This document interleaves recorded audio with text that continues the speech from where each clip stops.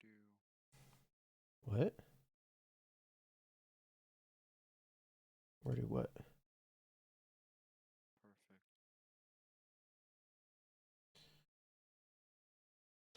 All right. Find a thing. All right. Finally back from Yes. a little bit of time off.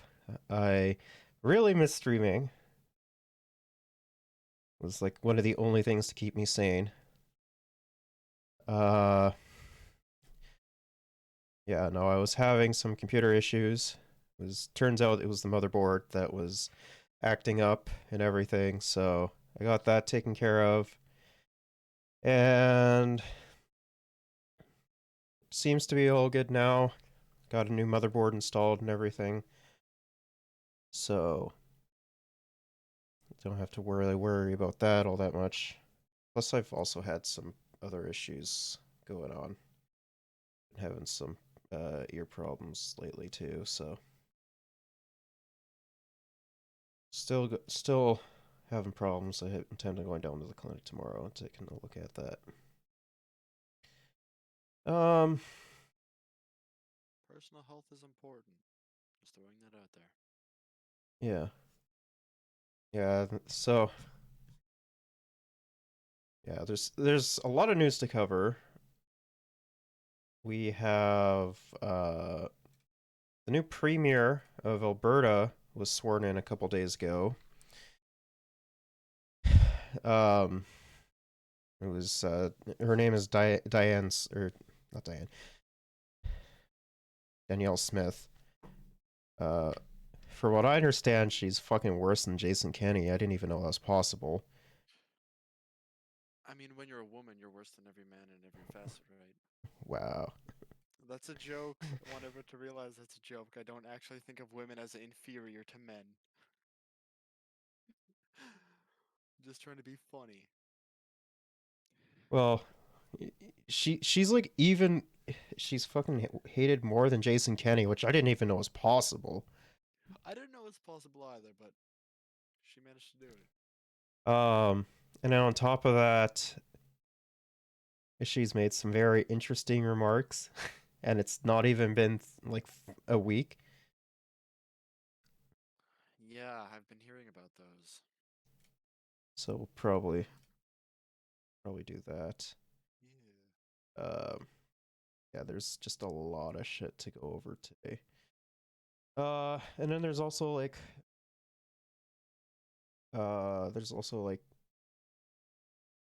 the whole uh Hockey Canada scandal going on.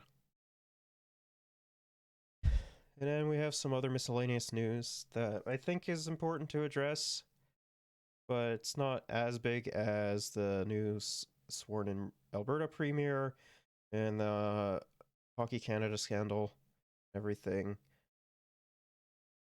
as well as some of the other minor stories that we'll be covering today. Anyways, let's Let's dive in. hop in. Alberta's new premier is wasting no time unveiling her plans to overhaul how this province is run. From sweeping changes to health care to a proposed Sovereignty Act, Danielle Smith has a long list of tasks for her first months in. The one thing I find interesting here is the whole uh the whole sovereignty act that she's proposing literally is against the law,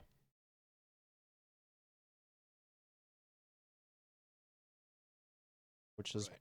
wild to me. But I mean, she's a Yeah. fucking conservative, so what else do you expect? A lot of extremes. And this is an extreme. I mean, the modern day conservative uh party, like not the voters, not the voters. Right. The party itself is one of the most hyper reactionary um parties we've almost ever had in Canadian history. I mean, I'm not surprised. The the main issue that I have with the modern conservative party is that, you know, they're literally saying the fucking Nazi bits out loud. Yeah, you're not wrong. They really are. Like it's fucking wild. That's the biggest thing that I have against them. Like they're not even the fucking like even Harper era conservatives, which were dog shit altogether, don't get me wrong. Yeah, that's an entirely new can of worms. Yeah, fiscally responsible my ass. That's what I have to say. In office, and she'll have to do it all while running in a by-election. Jordan Canagan reports.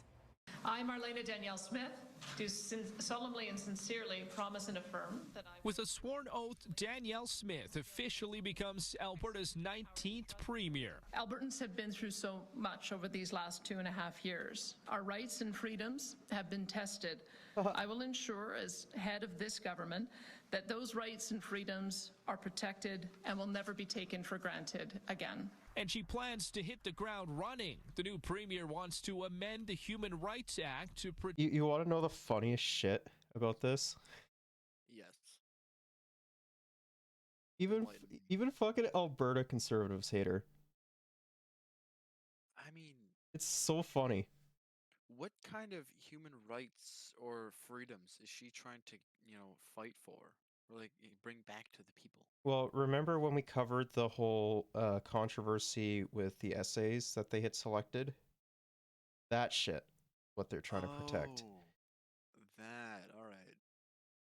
I Like, thought she was gonna go and bitch about the convoy again. I mean, yeah, the convoy. Let's be honest. The convoy is quite literally a fucking Nazi movement. That's gonna go down in the history books, I swear. 30 years down the line, we'll read about that shit. Well, I honestly don't think so. Well, maybe not for, like, Canadian history, but for, like, provincial history. Even then, I don't even think so. It was more like of a nationwide thing, but like the Freedom Convoy, like in its entire inception, is just fucking ridiculous. I'm still saying that it should be in, like, a chunk of a history book, because that's still history that has been made. I mean, I mean, yeah, heck, if not, the internet's the biggest history book of them all. yeah, technically. The biggest thing is that like they're also like using dog whistles as well. Yep. They are using shit like like one of their like dog whistles that they're very fond of using is honk honk, which think about that for a second. Oh, I'm thinking about it, and I already know what it means. What do you got? But why would I say that would be a spoiler? Shh, secrets. Oh, You ever heard? I want to see if you actually know.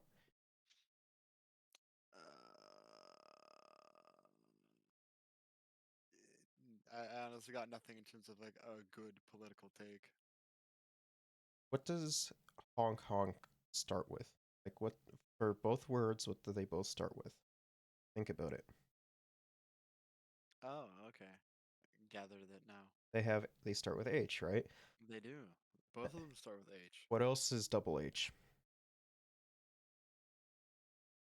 Hi, how are you? Wait, there's an A at the end of that shit.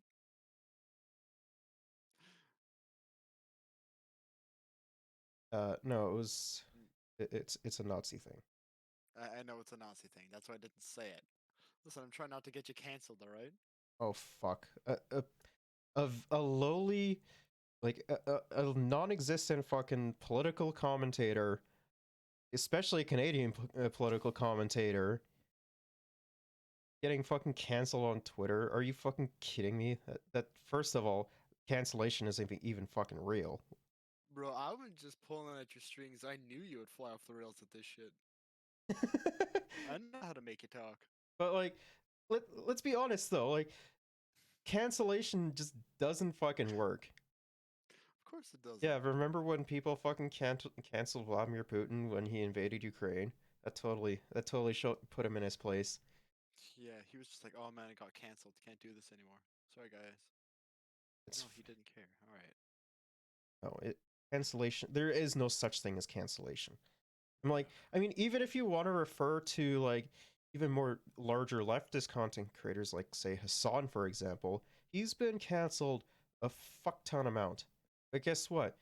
He's still fucking doing shit. He's making more money than like, I don't know, your fucking dad. I mean, yeah, you're not wrong. But like the funniest part is the fact that he's been canceled so many times is what gave him some popularity. Like, Like the people that never heard about him, all of a sudden like, who's Hassan? Why is he getting canceled? So they go and check it out. And it's like, hey, I like this guy, and then they stay. well, it was also over like idiotic stuff as well. Like say, buying a fucking house or something. Balloons.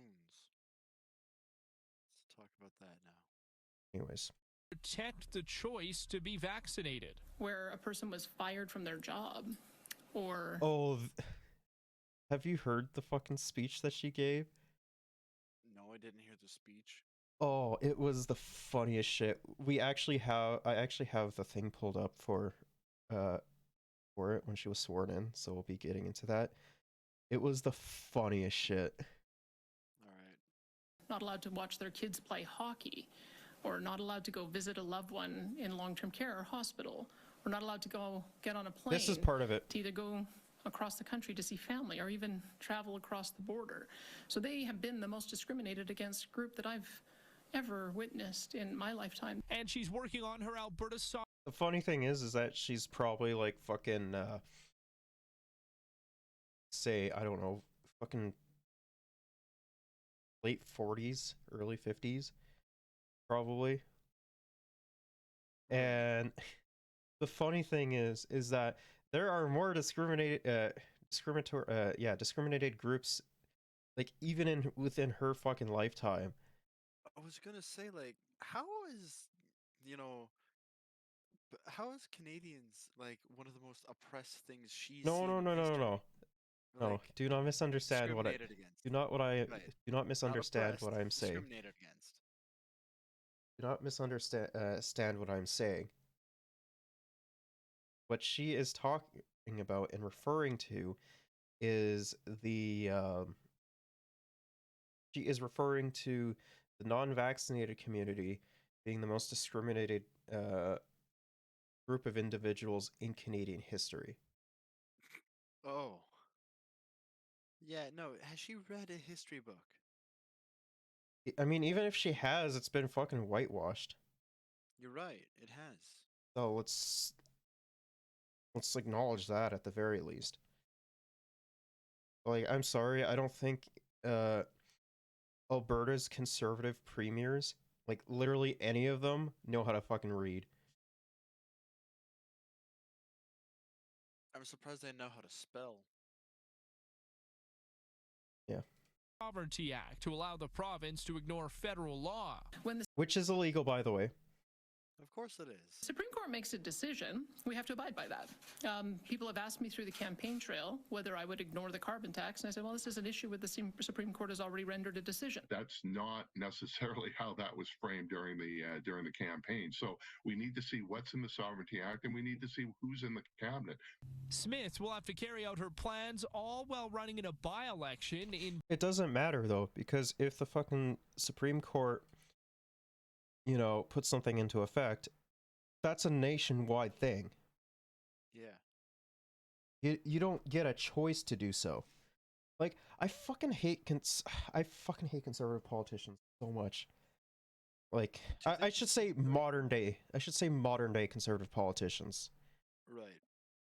Because they're literally just fucking running the Republican fucking agenda and shit. They're also little kids just be like, no, I don't want to follow this. Like, there's a law. It's like, what? You can't just deny it. You're forced into it. Brooks Medicine Hat. One will happen there on November 8th. There will not be one in Calgary Elbow. Smith says there isn't enough time to go through a proper nomination process. people in the vacant riding feel left out. There should be someone in place, and that seems like a very long time to go without one. What's a few months? That's the way I look at it. It's saving the province money. She believes she has more support out there, but it does seem quite unfair to this vacant riding.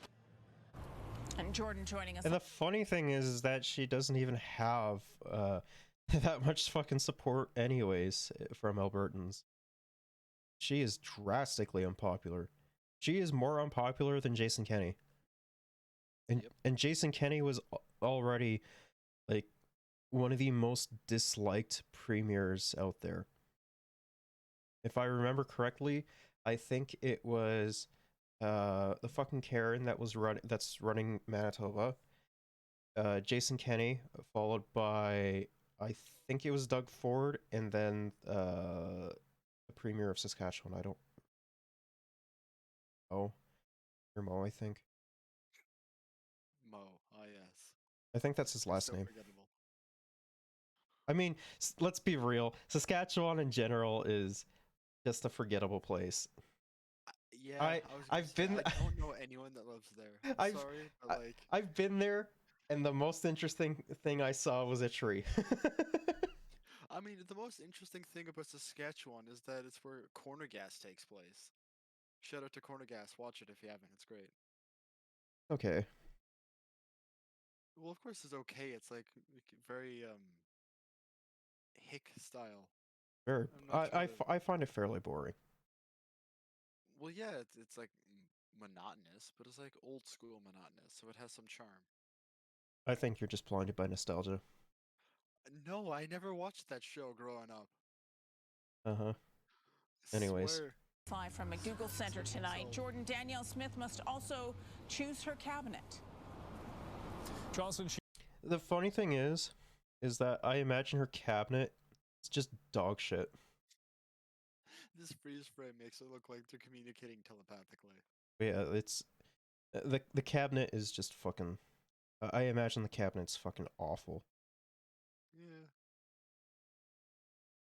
she will have to do that, and Danielle Smith says that there will be a caucus retreat next week. That new cabinet will be chosen on October 21st. Now, this has been a very quick transition, and Premier Smith says that as part of that transition of power, she reached out to Jason Kenney, but the new premier says that so far the old premier hasn't been returning her calls. Jocelyn? All right, thank you. I wonder why.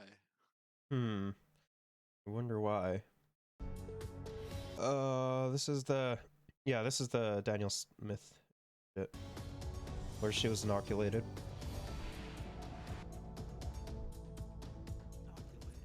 All right, good evening and welcome back. We are broadcasting live to bring you the much anticipated results of the UCP leadership race. In just a short time, we will know who will be the next premier of Alberta. Of course, we have team coverage. We'll Travis Taves. All right, let's begin our coverage, team coverage now with Tom Vernon, who is at the BMO I Centre. don't think this is the one. Here at home, Danielle Smith has been named the leader of Alberta's United Conservative Party. Aaron Collins is there for us tonight. Aaron, getting loud there. How did this play out? Yeah, Adrian, it took most of the night. It took 6 ballots, but Alberta's United Conservatives do finally have a new leader, and the province will soon have a new premier. You can see Danielle Smith on stage right behind me speaking to supporters. She got 53% of the vote at the end of the day, edging out Travis. Which is very, very low. All things considered, that's very low. Yes, 53% is staggeringly low. Because usually Alberta, like, they'll have like more of a landslide conservative victory, and a 53% is incredibly low. Or is this? Oh, it's never mind. It's for the Conservative Party. I mean, even that's still even like for UCP that even that seems low. Like if it was for like a leadership race, even that seems fairly low. Taves, the former finance minister, and of course, Danielle Smith, long seen as the front runner here, and her idea for an Alberta Sovereignty Act really dominated the discourse in this leadership race. Now, that is something, that conversation. Can we just send all of the Albertans who just want to go and be American, can we just send them to America? Yeah, we can. We will. We can just throw them in Alaska because it's the closest thing to Canada, but it's still America. I mean, no, you forget the Alberta borders with states. I didn't forget that. I just wanted them to experience the snow as well. There still is snow in the northern parts of America. I thought that was just a legend. Oh. Oh shit, where have I been? Bro, when I was in New York, there was fucking snow there, if I remember correctly. I'm pulling your leg. About sovereignty is something that might have to change. This truck stop in Calgary's East End, long a draw for the average Albertans Ralph Klein, dubbed Martha and Henry, and for politicians courting their vote. Jason Kenney, a frequent visitor over the years. A perfect spot to take the pulse of Alberta voters to see what they want from their new premier. Sovereignty Act. I want to see it. And I just want Alberta to stand up for its rights and not be pushed around by Ottawa. I mean, the main thing is that the funny thing that I find interesting here is that when you have these hogs, like opposing, say, like a carbon tax, it's the funniest shit because they forget the fact that a lot of like their work and everything is subsidized by the government.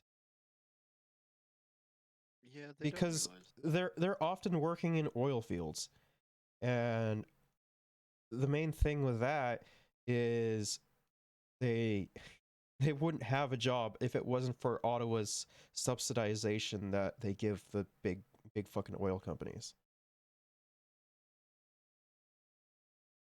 Now, that anger with Ottawa dominated the UCP leadership race, but this political watcher says most people have different issues on their minds. Albertans aren't different from other Canadians in this regard. Our top concern right now is inflation and the cost of living. But secondarily, we're also concerned about healthcare and recovering from the shock to the system that was. Okay, you want to know how to fucking solve those problems? Actually spend the fucking money you're given from the federal government on fucking healthcare instead of pocketing it. You know, when it comes to the inflation, fucking tax or push for a higher fucking corporate tax and a wealth tax on top of that. You know, that's how you will fucking solve some of those problems. But you're not going to do that. You're going to just bitch and moan about it and just, you know, try and fucking divide people even further. COVID. Because the funny thing about this is that I have had conversations with really conservative people. I mean, very fucking conservative people. And you were able to convince them to see otherwise. I was able to convince them, and, you know, I was able to get them on board with things like, say, universal housing or UBI, for example. Yeah. Because at the end of the day, they want the same shit as the rest of Canada does. They want, you know, fucking a roof over their head. They want fucking, you know, good quality food to feed their families. They want to be able to go into the fucking doctors without, you know, spending shit tons of money and waiting for fucking ever. Yeah, because what wasn't it? There was a family that had to wait 33 hours just to see a hospital, like a doctor. Yeah. 33 hours.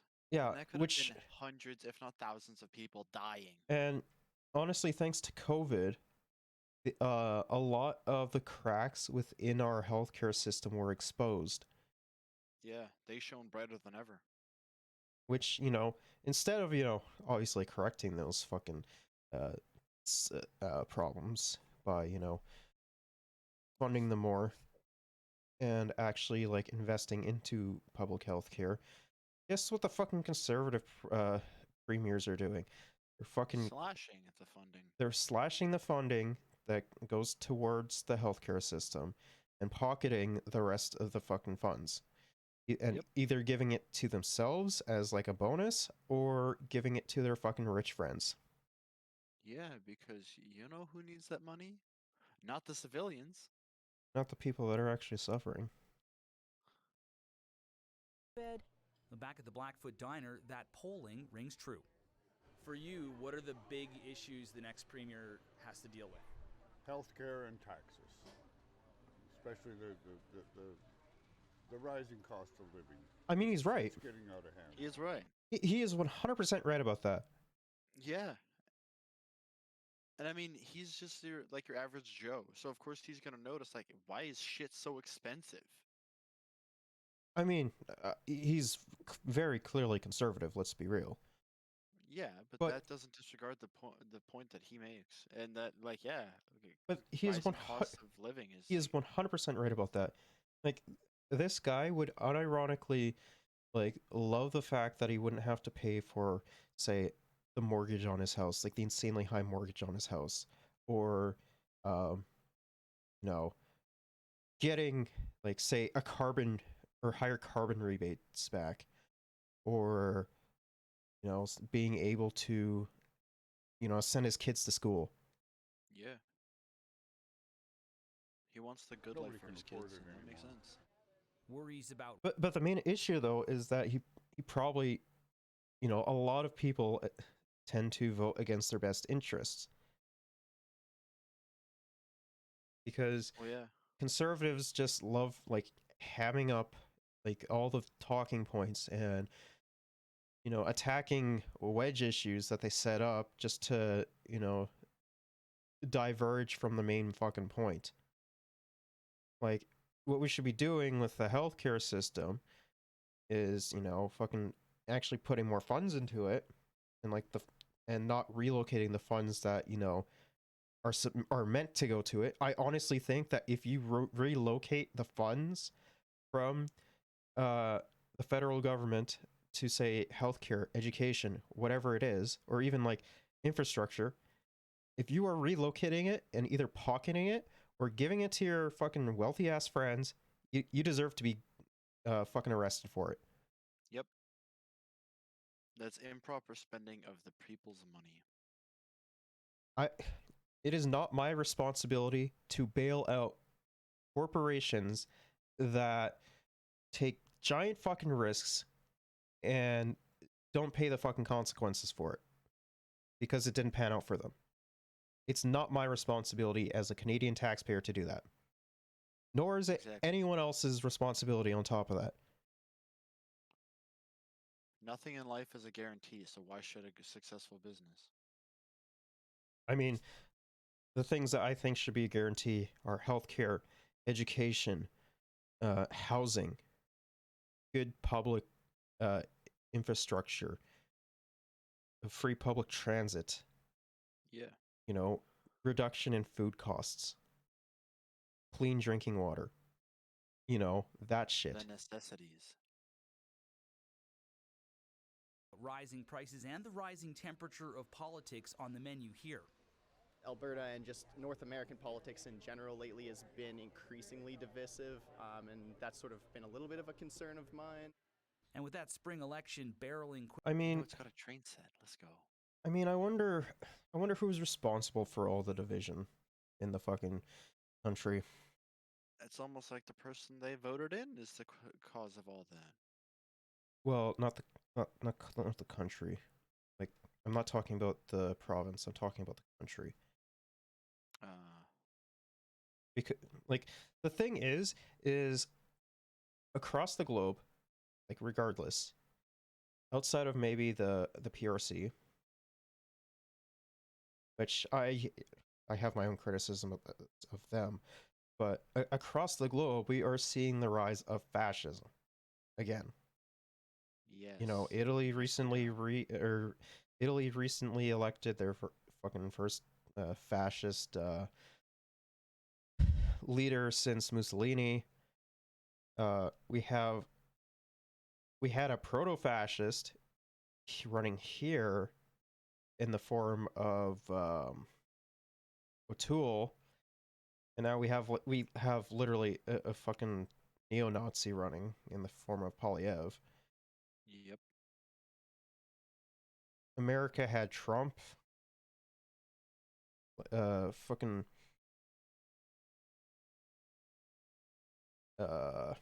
Japan had Abe. You know, it's getting ridiculous. The world is getting more and more selfish. Well, not necessarily. Fascism can take on different forms depending on the area that they're in. Well, Because something like, say, American fascism will look a lot different than, say, Korean fascism. I mean, you'd expect it to be a different because it's in different parts of the world. Because when it came, like, a very valid argument for it is, let's use America as an example, right? Right. American fascism will look a lot more different than the fascism that happened in Germany in World War II. You still will have those people that, you know, fucking raise those flags and fly them. But generally speaking, you'll have the whole, like, aesthetic of said country. In America, that's like the stars and stripes. In Canada, that's the leaf. You know. Yep. It's very dependent on where it's taking roots. And, like, fascism tends to happen during, like, great economic pressures for, like, the working class. Yeah, that's true. Because you have one of two ways to go. You either have, you know, the way of fascism or the way of socialism. But the main problem that we're facing in today's times is we don't have a robust, say, labor union or workers' rights, considering that they have been, the conservatives have been slowly but surely chipping away at that stuff. As well as we don't have a heavily socialist opposing opposition in the form of a country. During the events that transpired before World War II, we had the USSR. Right. You can kind of make the argument for the PRC. I personally don't think so, though. Because they are still ultimately a capitalist organization of the economy. They're just a little bit more refined with Their methods. the methods that they're going to be used. Interesting. Quickly down the tracks, Alberta's new premier will need to get on board with the concerns of voters. That's awesome. Or risk being run down. I know. I had mentioned the train earlier. And so, Aaron, Danielle Smith is going to have. I was talking with the guys that owns Gamers. Yeah. And he and I were getting off. We were talking about model train sets and everything. I'm like, bro. Oh, you talk about that Trusty. Let's go. I was like, bro, if you ever consider, like, putting up a model train set in the fucking store and shit, call me up. I am down to help out with that. Yeah, you're gonna have this, like, entire, like, story built to this train setup. Yeah. You're gonna have, like, a snowy mountain that it goes through, and then rocks, you know, like small, say, like, you can use it to make a cup of, like, coffee or some shit. But when we were talking, it was like he said it would probably be like a thing that goes to the store. Yeah. Be fucking awesome. Of course, it's a nice little, like, attraction just to look at. Be like, hey, this store actually does something cool. I love model trains, but the main problem that I have with them is how fucking expensive it is to get into it. Well, trains in general are expensive. Look at Train Simulator. A lot to do in the next little while. That's an understatement. Danielle Smith will chair her first caucus meeting first thing tomorrow morning here in Calgary. Sometime next week, we hear Tuesday likely, she'll be sworn in as premier. Of course, she's not sitting in the legislature, so she's going to have to find a seat to sit in, and all of this with the provincial election looming in the spring. So she's going to have to unify the party and get ready to run in another election. All right, Aaron Collins in Calgary. Thanks, Aaron. So what about the broader picture for the country as a whole? Here's Vashi Capello's host of Power and Politics. So Vashi, Danielle Smith's win, this is going to cement a very different relationship with Ottawa. Could it even be rockier? Yeah, I think that's almost a definite, as close to a definite as I could get at this point. And that is because that relationship was actually core to Danielle Smith's leadership. It was her marquee policy proposal, right? The Sovereignty Act that you heard Aaron talk about. It's all about balking at federal laws if they're not in Alberta's interest. And I've been spending... I honestly think that Danielle Smith will probably be like another Scott Moe. That's what did Scott Moe do? Scott Moe is the current premier of Saskatchewan. Okay. I have a feeling that she's going to try to privatize healthcare and do the exact same shit that he's doing in the forms of undermining the public education system that we have. I imagine that Danielle Smith is going to do the exact same thing as he is. Oh, good. So not only are they making healthcare that much more expensive for the average Joe, they're also making education even shittier. I mean, yeah, the capitalist class actually benefits incredibly much from having an uneducated population. Well, yeah, if you don't educate the people on how to overthrow you, then you're going to look like a god in front of them. Well, no, the main reason why I say that is because it doesn't matter. You just need to show them how to operate the machines and shit. However, due to a lot of more positions needing to be filled, like to be able to keep track of like your finances and everything, as well as more advanced equipment coming out, people are going to need to read and know how to do math and shit like that. Yep. But an undereducated population is like really good for the owning class.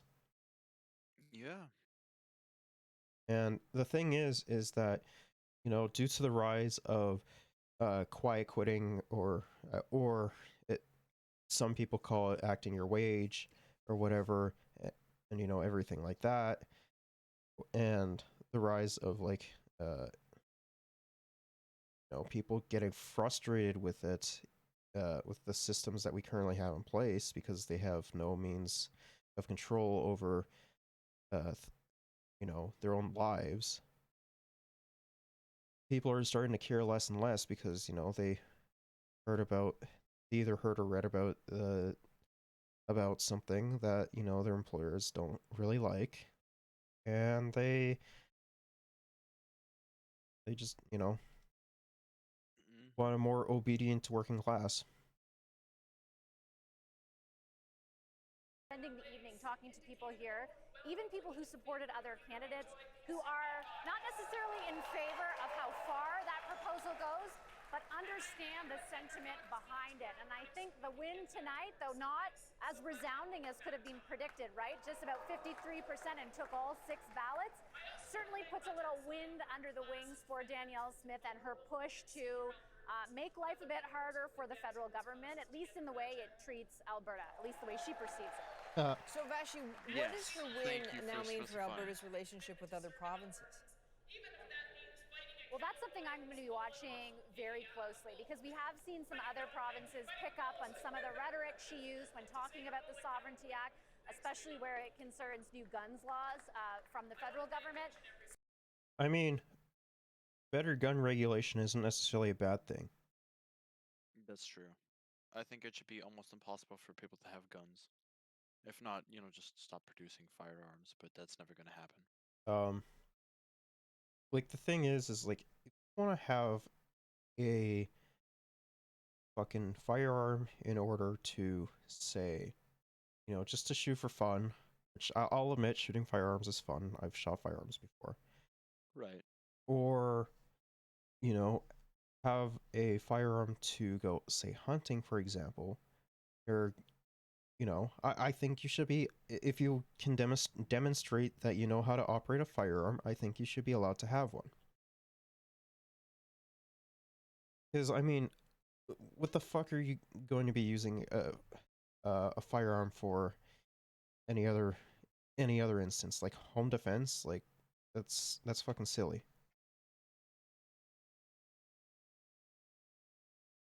Like, we don't really have that problem here. Thankfully. Like, yes, there are things like that break-ins and burglaries that happen, which are undeniably fucking traumatic for the people that it happens to. But that can be solved without a fucking weapon. That it can. I just think it's kind of silly that, you know, people are getting fucking frustrated about, like, things like, say, bump stocks being fucking banned. Because what bump stocks do is they make your semi-automatic weapon essentially turn into a fully automatic weapon. Yeah, and fully automatic weapons are illegal. Because, I mean, you're, like, going back to the hunting example, you're not going to use, like, a fucking 30-round mag. AK-47 in order to fucking kill your fucking deer, because first of all, you don't want to shoot a bunch of holes through it, and second of all, you don't want to fucking ruin that nice trophy, right? I mean, it's also a really good piece of meat that you want to consume. That's what that was like the first point I'd make. Yeah, but still, listen, trophies in my eyes are meat. Listen, if you can have an edible trophy, then you're doing something wrong. There's very little meat in the head of a deer. Unless you're eating like the brains and eyeballs. Well, I mean, you would want to shoot it in the head, obviously. So there's more meat to go around. It's actually a lot fucking bigger and faster. Making it not be able to like move and fucking butchering it there on the spot. Oh, so you want to break its legs. I see. Oh. You're even more sick than I thought you were. That's impressive. I'm saying in the forms of hunting, generally speaking, you want to shoot it somewhere where it's, for one, not going to affect a lot of meat, for two, somewhere which will incapacitate it from getting away, which is usually why you tend to aim for the chest. Usually. I mean, there are instances where you miss. Well, of course, no one's going to be a crack shot all the time. So maybe there's some impact that way, but bigger picture, Danielle Smith has some very specific ideas about the pandemic, about public health measures, about never bringing in lockdowns or mandates again. That sets her apart from other premiers at the table, and I think it's just the beginning of what might set her apart and change a very, very interesting dynamic, I think. She's not even any different from any of the current day conservatives. She's literally just Pierre Poilievre, except woman. Yeah, woman Milhouse. That's the only difference between her and the modern day conservatives. Maid house. Okay. So this was. Anti-vaxxers are the most. So this is the clip that I was referring to. This is the clip that I was referring to, and it's really funny. All right.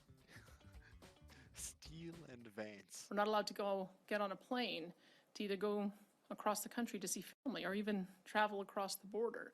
So they have been the most discriminated against group that I've ever witnessed in my lifetime. That's a pretty extreme level of discrimination that we have seen. I don't take away any of the What the fuck is laughing here? I have no idea. Some shit behind the camera. He's probably laughing at all the dumb things. Well, oh, it's probably in here then. This morning, Unacceptable I'm quite happy just to get into a little bit of Q&A. I should just tell you a couple of key points that are coming along. We have had a cabinet meeting, and so we did pass a couple of orders. One, we had to make sure that by-election writ materials make reference to His Majesty, and so that was one of the changes that were made. There's probably going to be thousands of orders in council like that. Look at how fucking happy she is that she's licking the boot of the fucking Oibra of royalty. Oh, King Chuck, let me lick your shoes and whatnot.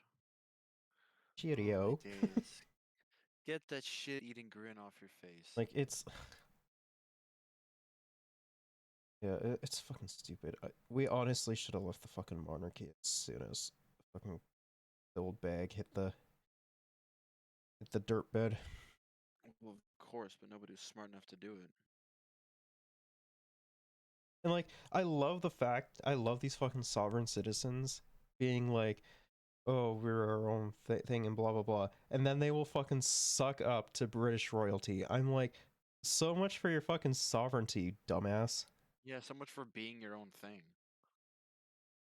You're just like the rest of the fucking bootlickers. You're no different. Yeah, it's fucking. Since those are going to be the documents that are going to be used in short order, we had to make that change, and we also got unanimous approval to launch a by-election in Brooks Medicine Hat, which is where I have announced my intention to seek the position. I have already given indication to the party. Our party, if you want to know our party process, is that we do have 4 nominations that the leader is allowed to elect to appoint somebody, and I have indicated to the executive that I would like to use one of those appointments to appoint myself as the candidate for the UCP in that by-election race.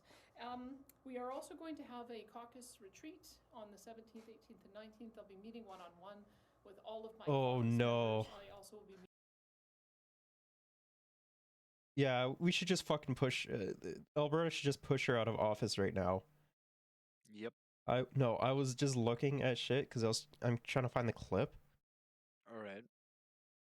Just wondering why you weren't saying much, but we should push her. Albertans should just get rid of her. She has a fucking podcast. Oh God, no. Why? She has of course she has a podcast. Fuck. I hope it's not one of those fucking Debate Bro Andy podcasts. Oh. Meeting one-on-one with all of the members of the public service to get briefings, and my intention is to announce cabinet on October the 21st, going into our weekend AGM. We are having our AGM at the River Creek Casino on the 21st, 22nd, 23rd. And then on October the 24th, we will meet again at Government House and swear in a new cabinet. And I may talk with you before then, but that would be my intention, would be to have another chance to see you again on October the 24th. So with that, I'd be happy to take any questions. I think I found it. You found it, bruv. I think I found it. This is the one. Alberta, where the new premier is attempting to clarify something she said yesterday that generated a great deal of reaction. Here is what Danielle Smith said after her swearing in. The community that faced... Yes, this is it. Oh my God, I found it. Oh, this is so fucking funny. Most restrictions on their freedoms in the last year were those who made a choice not to be vaccinated. So they have been the most discriminated against group that I've ever witnessed in my lifetime. That's a pretty extreme level of discrimination that we have seen. I don't take away any of the discrimination that I've seen in those other groups that you mentioned, but this has been an extraordinary time in the last year in particular. Oh no, the people didn't get vaccinated. They're discriminated against. The thing is that's not even true. Of course it's not true. Arguably one of the most discriminated against groups or individuals in general speaking in fucking Canada is fucking indigenous people.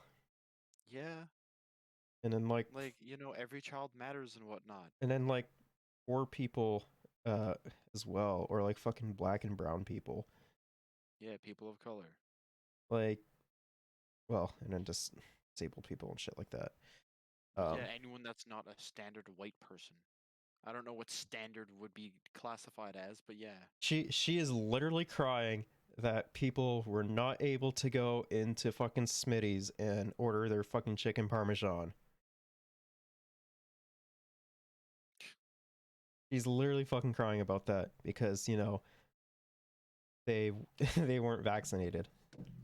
Oh, great. Fuck. You know what this means? We just got Karen elected into as Alberta's premier. Where's the manager?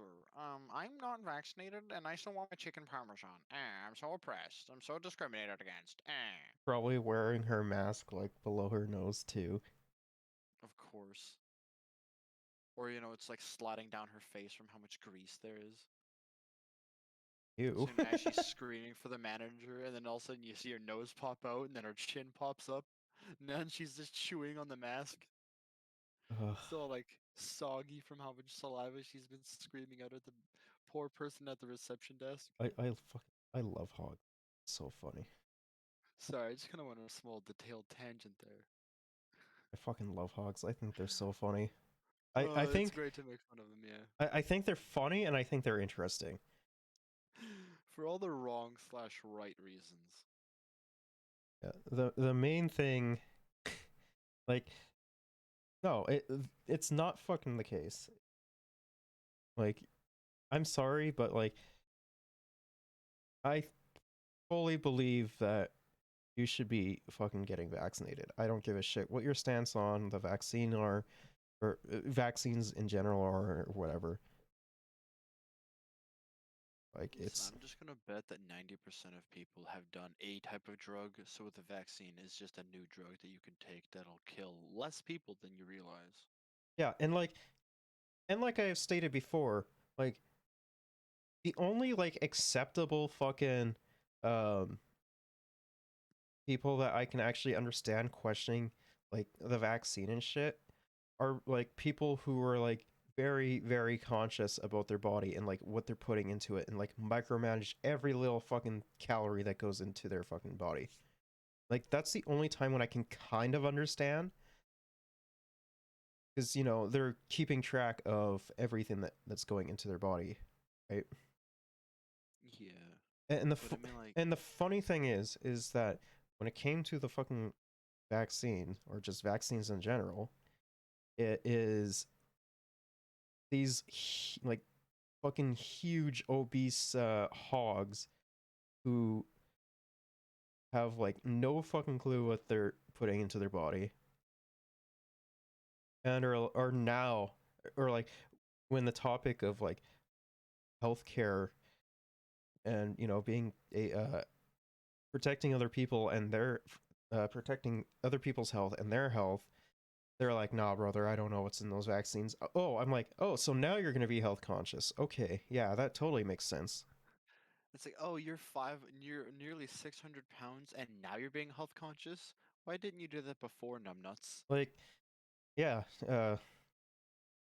keep suckling on your fucking aspartame.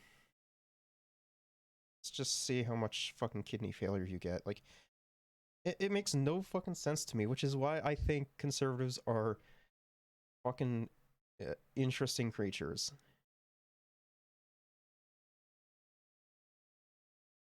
And then, like, when they're not able to go into their fucking Smitties, they're like, what? I can't do that? The fuck is this? Communist China? I can't go and get a subpar steak for like $10? Damn. No, it's not. My Tuesday's ruined. It's not even $10. It's more like fucking 40. Yeah, you're right.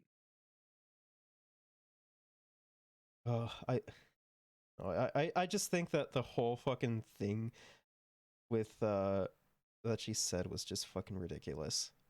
Of course it's Oh, the unvaccinated are the most Unvaccinated discriminated. are the most discriminated It's like, against. have you not been alive for like the last 61 years? Or at the very least even paid attention to what the fuck happened within the last 61 years? Like, I think the funniest shit is that we, like us two, have been alive for less time than she has, and even then we're more intelligent than her. But I mean, I guess it doesn't take much to be more intelligent than a conservative. No, not really. Like, it takes like slightly more brain processing power to be smarter than liberals too. But like, it's not by much. Because like, the thing is like, I'm fucking 24, right?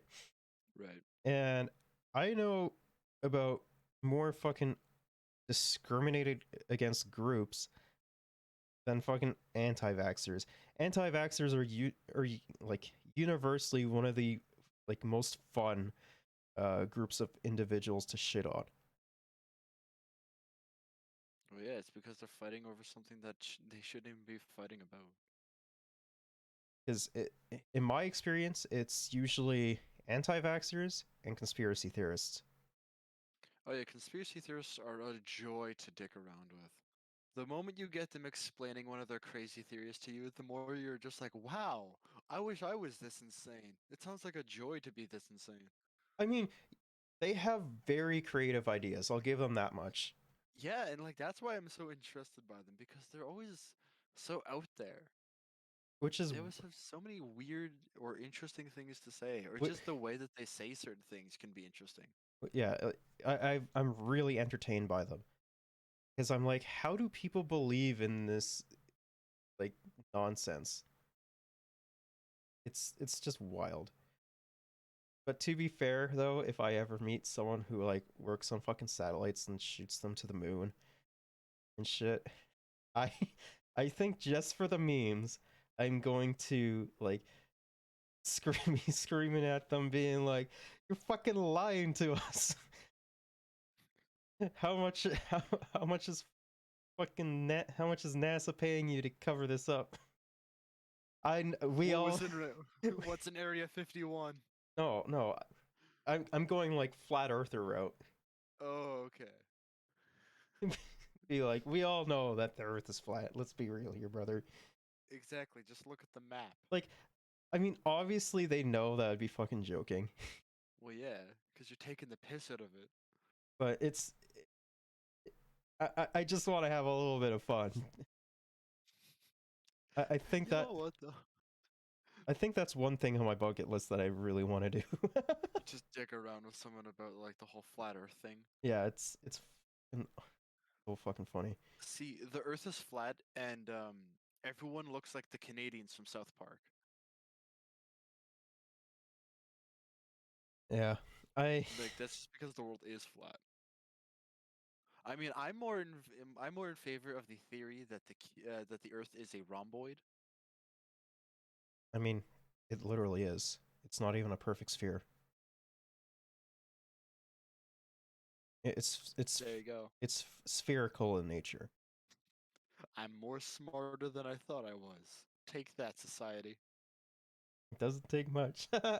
Also Anyways. pledged to protect unvaccinated people under the Alberta Human Rights Act. Claim that they are the group. What? The Albertan Human Rights Act will now protect anti-vaxxers? Oh, this is so funny.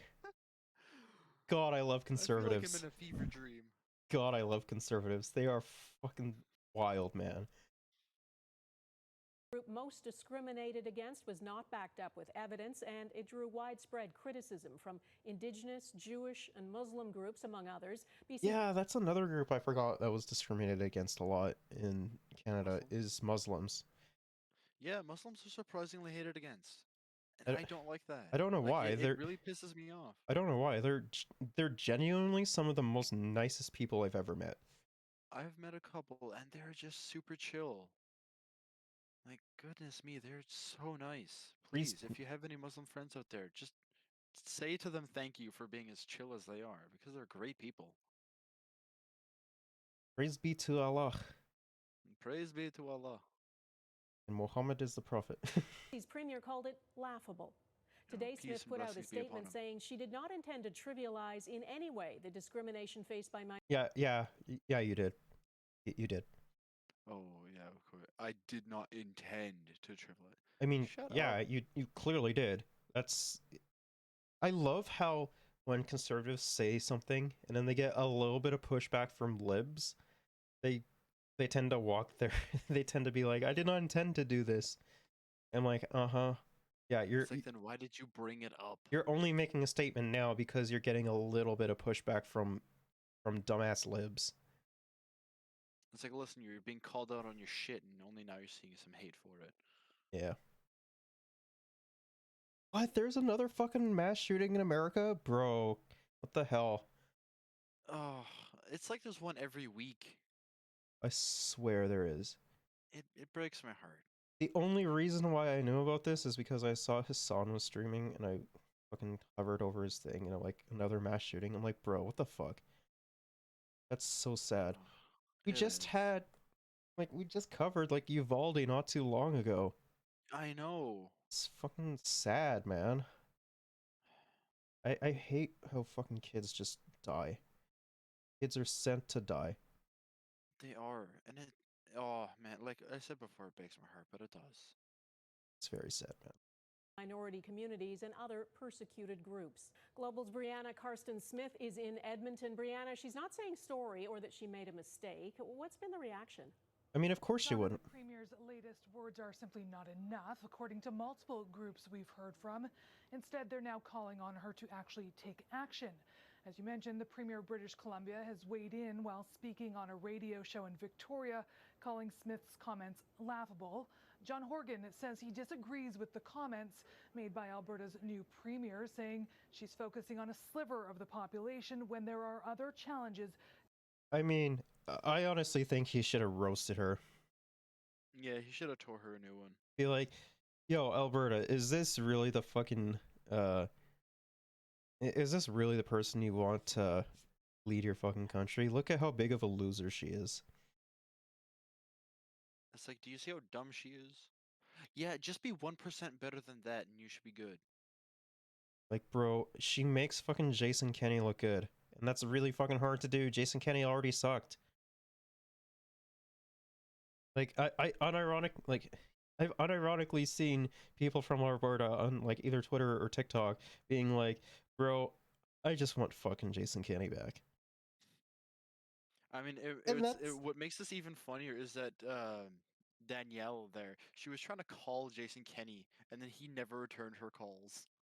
I mean, why would he? He's faced so many scoundrels. Going on.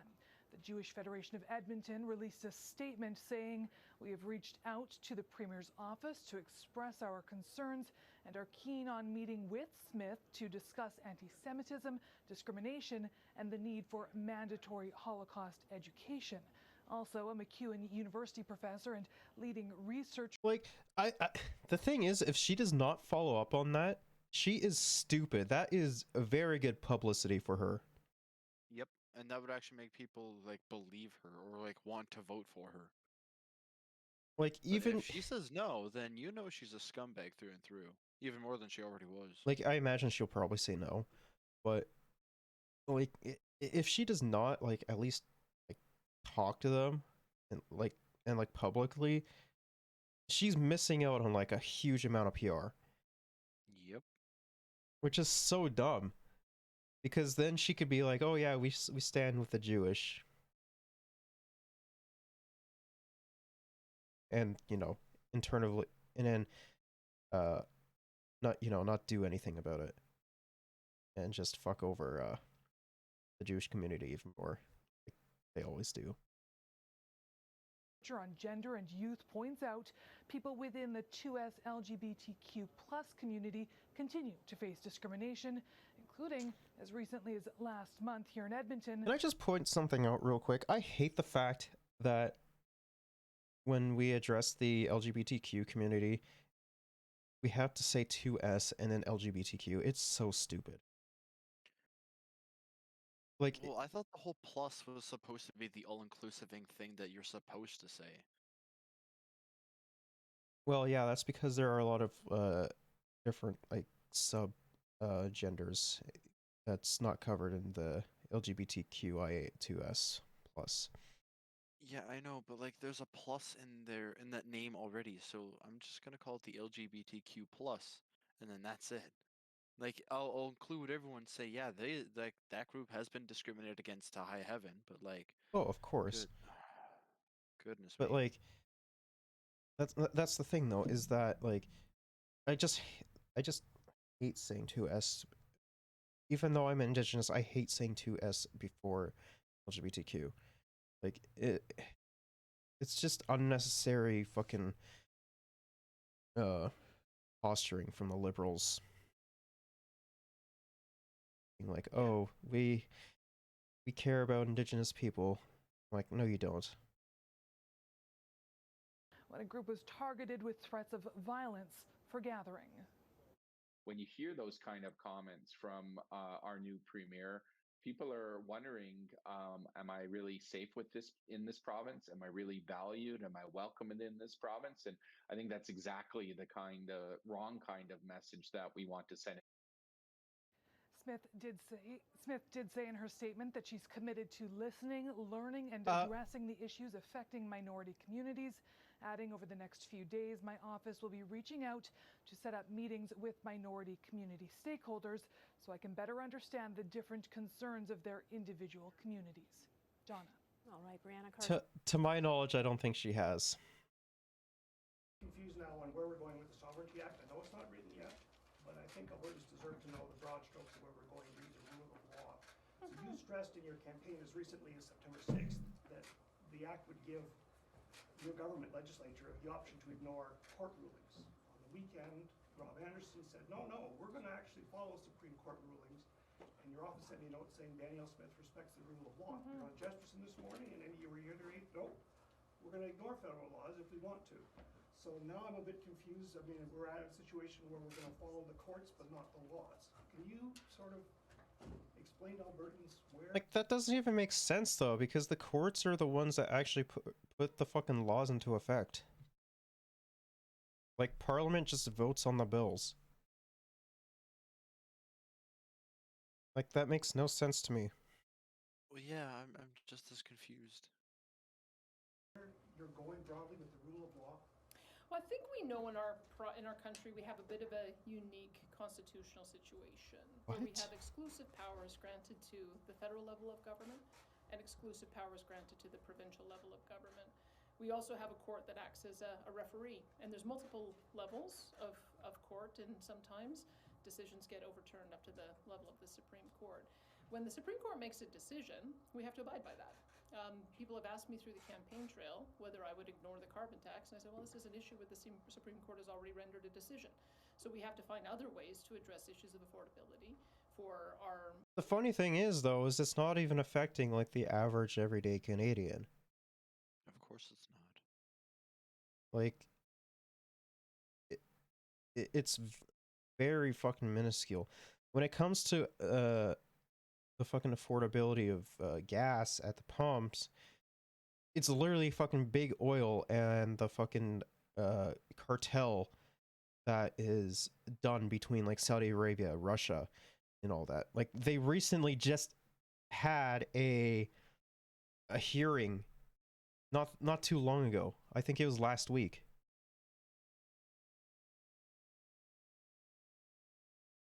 Like, the carbon tax is to try and get corporations to pay, like, the excess amount of fucking carbon that they produce, as well as,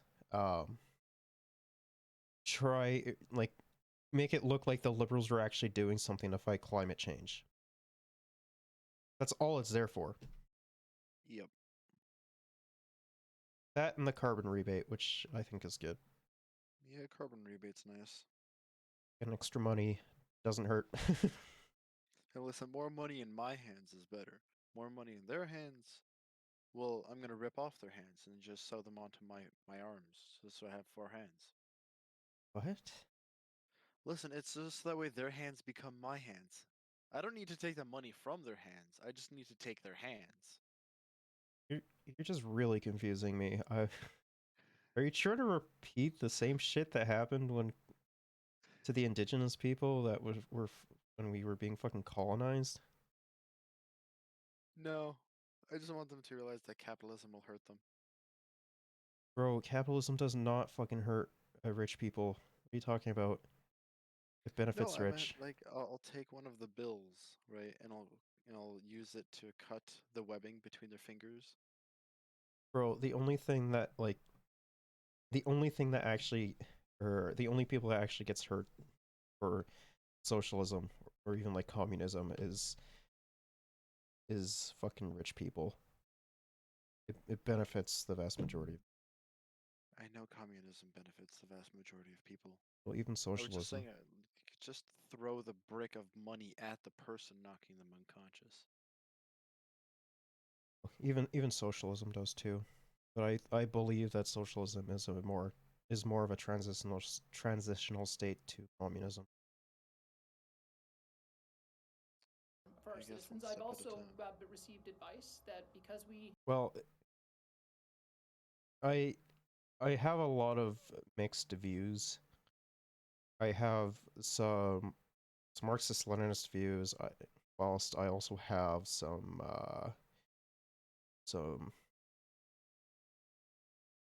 anarcho-communist views.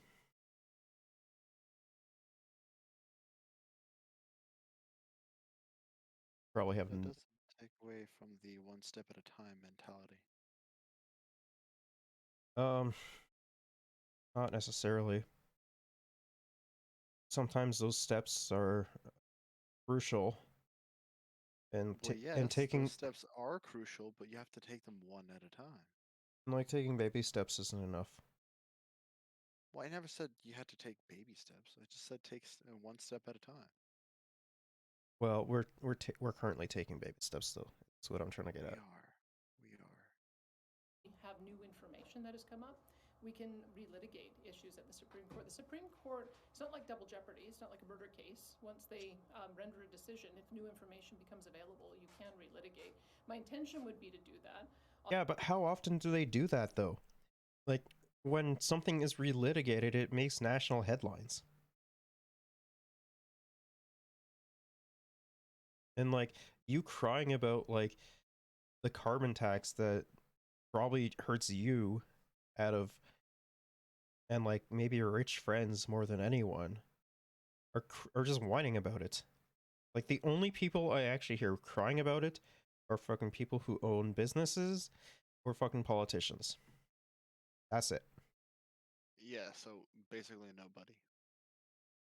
On the carbon tax, especially since the invasion of Ukraine has created so much world calamity in energy security and energy prices. It's creating a massive affordability problem for our seniors and most vulnerable, and I don't think any of those arguments made it in. Okay, so then go to the federal government and be like, you know, fuck the whole oil lobbyists and everything. Let's fucking actually solve this problem. Let's nationalize fucking gas and oil production. Exactly. But you won't do that. Of course not. They want more money. Because you love the fucking thousands of dollars, or even maybe even millions that you're getting from the fucking oil lobbyists.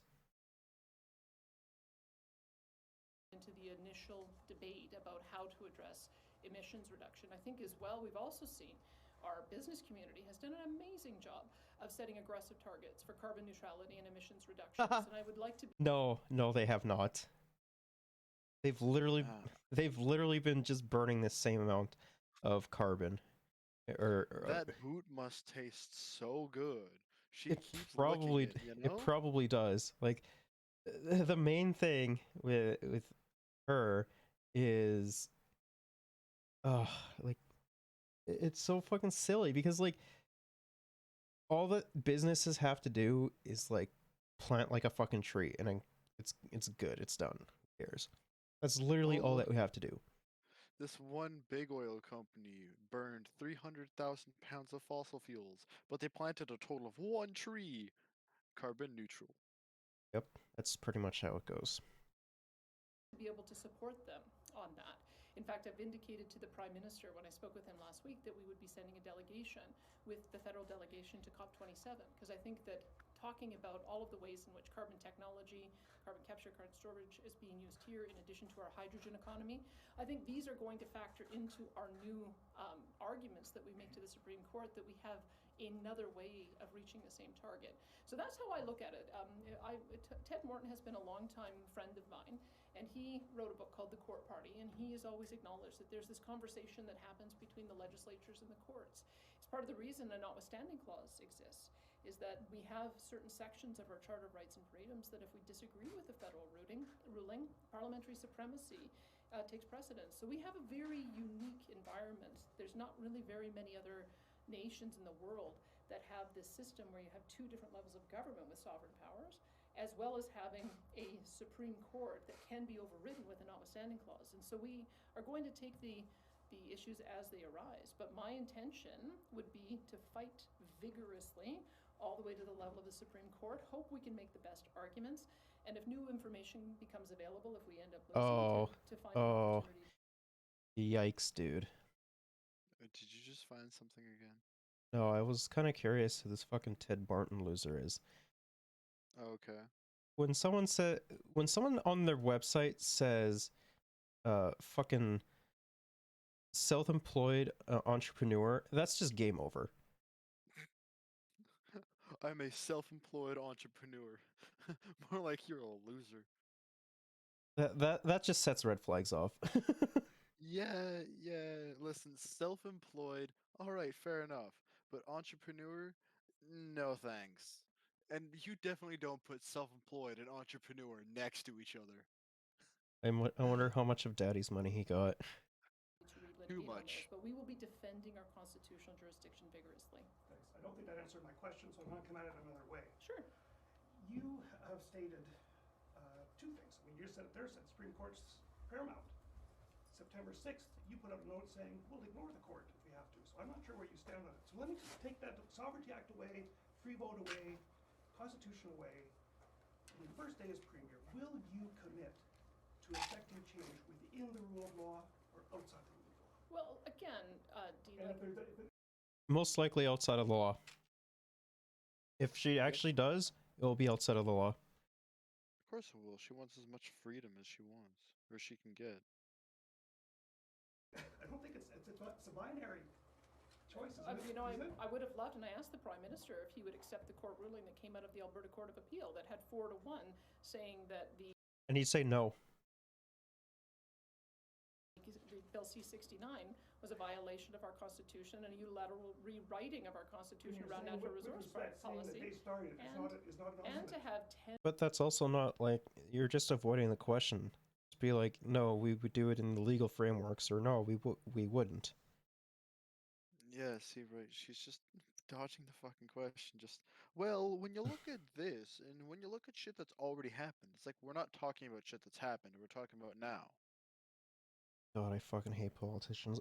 Can we just fucking jail all politicians? Yes. Holy fuck.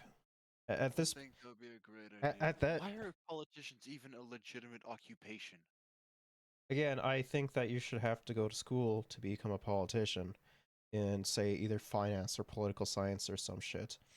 And then, you know, the people, if you don't uphold campaign promises, the people should be allowed to fucking sue your ass and jail you. Exactly. Like, honestly, like, hearing the dumb shit that conservatives and liberals go on about all the goddamn time, and to a lesser degree the NDP as well, it makes me fucking agree with anarchids so much, man. Well, and I find... when you just look at all the shit that these people are, like, quote-unquote saying that they'll do, and then they just don't, or, you know, it just makes no fucking sense what any of them are saying. It's like, maybe we're better off just not having anyone. Like, as much as I love shitting on fucking anarchids, it's so fucking annoying, man. Like, at this point, it's just like, you know, let's just fucking, fuck it, let's just do it. If you can't beat them, join them. Oh my god. Ugh. provinces join us in that litigation, we'd actually be able to solve things with our. Yeah, you want to know who would actually fucking join you in that? Nobody. Fucking Scott Moe, Heather Stephenson, Doug Ford. Let me just look up stuff. Hey, I don't. need my list of premieres. Also, that look on her face right now, Jesus. Her eyes look like lemons. Like, you see that? She has to squint so hard because she's trying to think of lies to just vomit. Uh.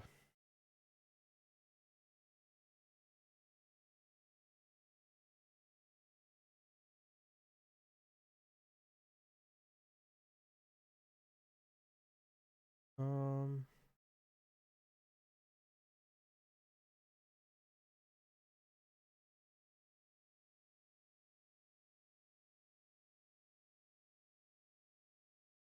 Parties. The Tea Party. Bro, the Tea I forgot that there was a legitimate Tea Party. You'll probably get Blaine Higgs on board as well.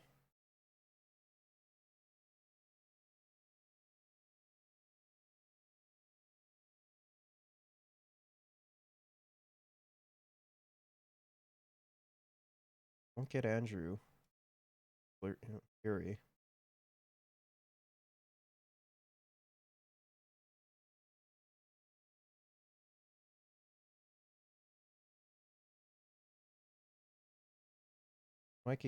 Might get Dennis King.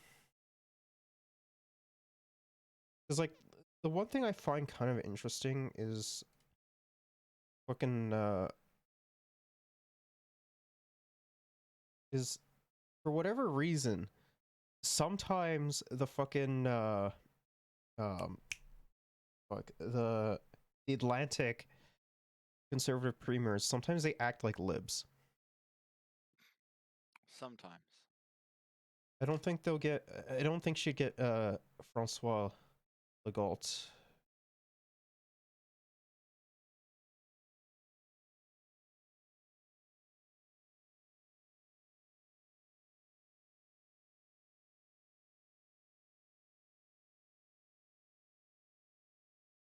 Definitely won't get fucking Sandy Silver. Sandy Silver. That's such a great name. Got alliteration in there. It's Pog. Can we get Pog for alliteration?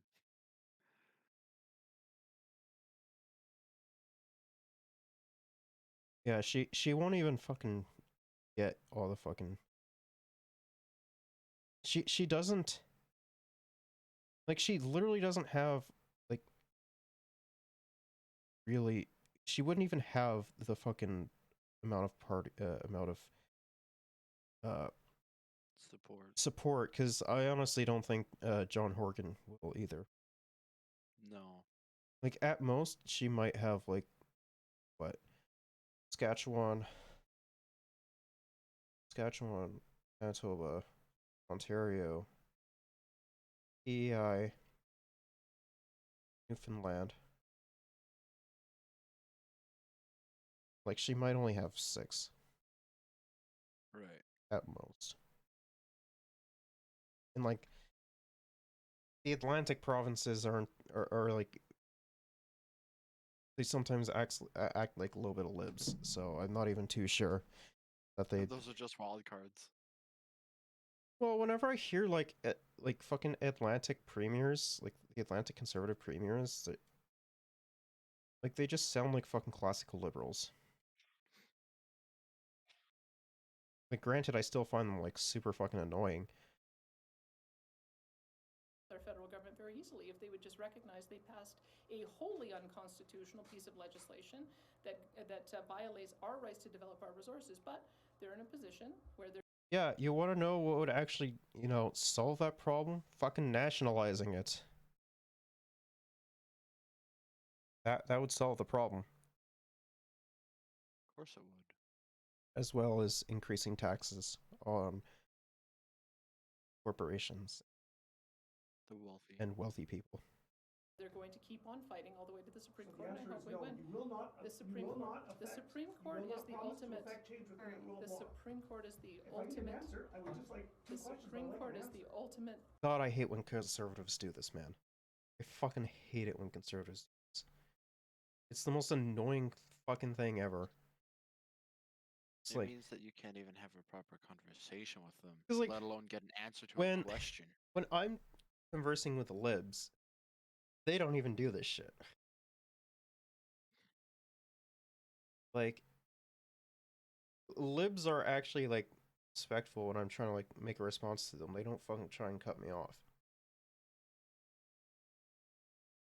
Arbiter. So you will I will ultimately abide by always the, affect change by within the the rule Supreme of law. by the Supreme Court. The Supreme Court is the ultimate arbiter, and this God, is I the hate her reason why we already. have multiple- I can already see why Albertans hate her. I can already see why. Does it go past the fact that she is woman?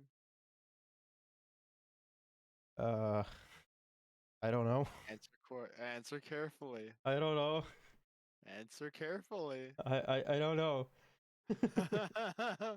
We got him, boys. God damn it. Oh no, I'm gonna be cancelled now. Yeah. Oh shit. Take it. Levels of court. You often find that there's a single judge making a ruling at a lower court level that gets overturned at an appeal court level that then gets overturned at the Supreme Court level. Broad question on how On Supreme Court rulings, I have said that when Come on, bro. You're not even answering the question he had asked, and he's literally pointing that out. You're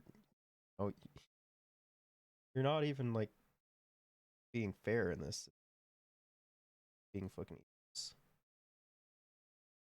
Yeah. when things get decided by the Supreme Court, that we will abide by the decision of the Supreme Court. But you bet, we're up until that point, we are vigorously going to defend every area of our constitutional jurisdiction. But it sounds like you're not going to accept the decision on the carbon tax, the price on carbon. You talked about the invasion of Ukraine, but the decision by the Supreme Court was dealing with jurisdiction, the federal jurisdiction, the Constitution. Nothing has changed on that front. You're mentioning some events, but when they talked about it, the court decision is based on jurisdiction. And what has changed on that front in terms of jurisdiction in the Constitution? I think we have to realize Nothing. that the way that case was argued is that nobody agreed on the basic facts that were put forward in the case. But Alberta was then saying, we are going to not take this action, whereas Ottawa said we are going to take this action. What I have read from that is that we have a great deal of latitude to establish policy and a framework in our own way. And I would give the example of the plastics ban that took place. We had the opportunity to establish a framework for how we would recycle plastics that actually made sense in our. Wait, what?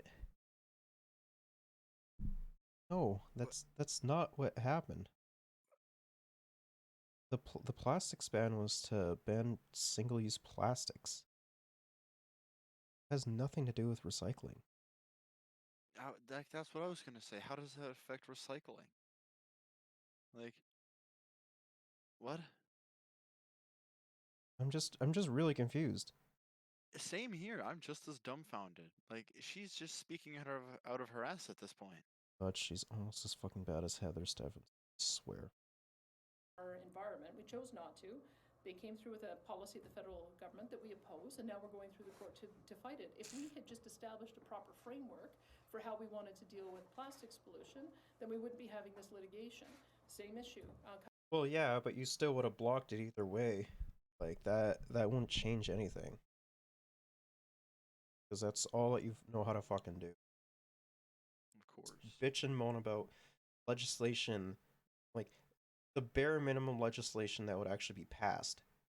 And fucking cry about it. When it is passed. And then you also say, we'll fucking undo these things hurting me. Okay, yeah, sure. Uh-huh. Cool. Totally. I'll believe that when I see it. Coming up on building codes. There's a reason why building codes are decided at the provincial level. It's because you have to build differently when you've got hurricanes versus earthquakes versus tornadoes and hailstorms. Wait, and what? Damage here. And yet we are walking into a position where we're about to sign on to the federal government. What does this deciding have our to do with building codes. We're anything? gonna do that. We're gonna Is she initiate the trying to provincial say that you jurisdiction can around govern building people differently because of the location that they live in? I think so. I honestly think so. Like, what the fuck does a building code have to do with that shit? That has nothing to do with it. God, Oh, the Supreme Court, and now we're going on to buildings and where people live? is this What? is this what happens when you have woman brain? Maybe. I've had stoner brain before, and I've never thought something this dumb. Oh man. Bro, I've never heard a more dumb argument in my entire life. Like, oh my god. What a wild ride. My sister can form a better argument than this clown. And she's like 7, I think.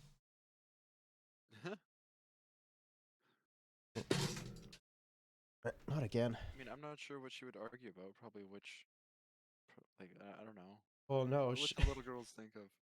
Probably which Disney princess is better. And form a better argument on that, even though that's completely pointless. Honestly, probably. She's like really into like Disney princess shit. I mean, one of my nieces is as well, so that's just why I threw that out there. But like the thing is when it comes to like general stuff like this, I she'd probably like agree with me, being like even if like she, from what I understand, she's fairly smart for her age. So probably be like, okay, so say you have 5 people, right? One of those 5 people have let's for the sake of argument, let's say they have a lot of what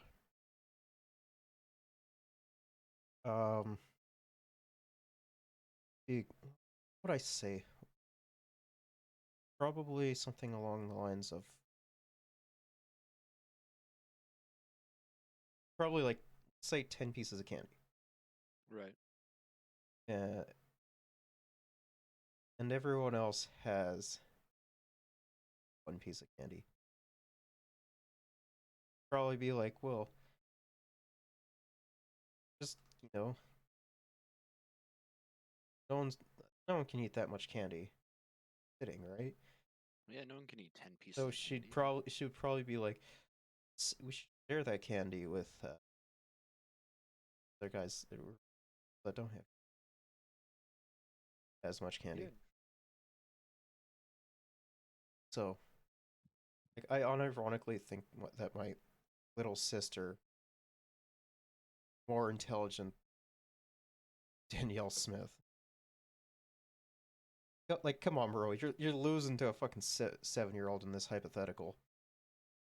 Yeah. Listen, when you're losing to a 7-year-old in a hypothetical about candy, then I think your governing system might be a little bit off. Well, I also find it Not kind a of little bit. I mean a lot. also find it kind of funny how like when there was a study that came out not too long ago, experimented on like kids and like business people, being like whoever builds like it was like a study on like creativity and willingness to work with others or some shit like that. Was it shown that kids were better at that than adults were? Well, yeah, the tasks were they had to build a popsicle house, right?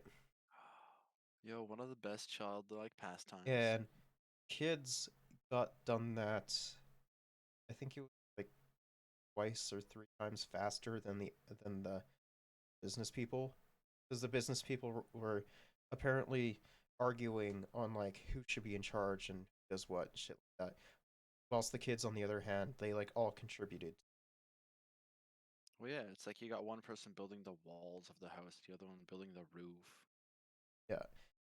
You know, It's just small so funny. tasks. I mean, I guess it's not the first time that fucking Kids dumbasses outsmarted adults. get like fucking rolled by like 5-year-olds. I mean, kids literally fucking rolled over Ben Shabibo, so Yeah. that was the funniest shit ever.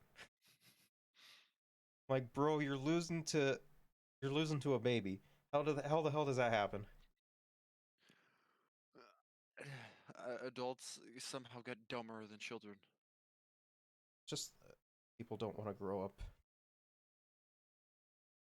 I think Fair that's what enough. it is. Cause like, ever notice how like those people who act like that way and like don't want to fucking grow up and like act their age? Ever notice how they tend to be more conservative? Oh yeah. That actually kind of makes a lot of sense. Like, I'm not saying that all conservatives are dumb. Exactly. I have met smart conservatives. Wrong. Well, yeah, there'll always be outliers. But generally speaking, they tend to act like crybabies. No, if it's not my way, then it's the highway, and I don't like that. So, nah. I don't like change. Yeah, it was like Stewie when Peter hit the house with the Peterang. Stewie. I don't like change. Yeah. Anyways. Sure that we are taking responsibility for that. So the way I look at the way our country is supposed to work is that if we fail in our principal role of legislating in an emerging area, the federal government will legislate for us. I assure you, we will not fail in legislating in areas of our jurisdiction and give Ottawa that opportunity. That's how I see the Supreme Court guiding us on what we need to do with future policy. So that being said, I don't think that we made any argument at the federal level about how we have 90% of our electricity grid is powered by fossil fuels, and almost 100% of our home heating is powered by fossil fuels. It's a totally different argument in Eastern Canada, where they have nuclear and hydroelectric power. That should matter in the conversation about how you're going to reduce emissions. Meanwhile, we have a very effective program with the TIER program that puts carbon pricing on industrial emissions that has an enormous amount of buy-in from our business community, and that to me is something that we can build on. In addition, we've got small modular nuclear that our oil sands operations want to start developing. We've got the hydrogen economy that is beginning to build out. We're beginning to see at scale carbon capture and utilization. What? No. How are you capturing it? How are you utilizing something that's in the air? I don't exactly remember how it works, but essentially it's like, and condenses it down into a solid form. All right, but then she needs to explain that and like. Well, no, essentially what she's saying is like, we should continue to be able to pollute, but you know, we might, that's a big might, consider like carbon capture technology or fucking solar or hydroelectric. Oh, I get it. So they're gonna fuck over the planet as much as they can before it starts to become quote unquote a real issue. Like I said before, I honestly think Alberta is the fucking Florida of Canada. Yep. It's fucking wild, man. What it's the Florida and the Alabama of Canada? It's both? Hey. I mean, in one of the previous broadcasts, we did just discuss that Alberta was the Alabama of Canada. But I mean, hey, it makes sense, right? There's 50 states and I think that's more Saskatchewan's. Oh, okay. Right. I knew it was one of the three prairies. Albertans are just fucking wild, though. These are the kind of things that I think allow us to offset our emissions in a way that doesn't penalize those who can least afford to pay it. That has to form part of the conversation. I think we failed to make those arguments, but it's become... Okay, but what about those who can't afford to pay it? Then what? Those people get fucked over. Yep. That's all that happens. Even more urgent Now that we see the disruption in global supply chains, now that we see the disruption in the global energy world, and now that we see the massively escalating prices. I feel like Dean here. I didn't really think you answered the question, but on a topic, you mentioned that you have the power, of course, to nominate. What a smug little Weasley piece of and shit. she puts her pinky up. What the fuck? What she a ain't fancy worth a shit. What a Put your smug SpongeBob pinky ass having down. What a Freaking smug get out of here. What a smug Weasley lying piece of shit, dude.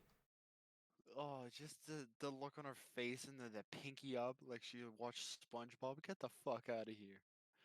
God. Pinkies up, fancy hands having ass. I honestly think Albertan should fucking storm the fucking the fucking place where she works now. Oh my god. They're gonna go storm Parliament. Honestly, after like just seeing the amount, just like seeing this little bit amount of her, I just want her fucking gone, man. Bro, it's not even 10 minutes of this shit, and this thing goes on for almost an hour. Why not do that for Calgary Elbow? No, you said on Saturday that you didn't want to open the floodgates to rolling by-elections, but right now, people who said they're leaving are staying on to the next election, with the exception, of course, Doug Schweitzer, that's Calgary Elbow, and Michaela Fry, who's stepping down to give you a seat.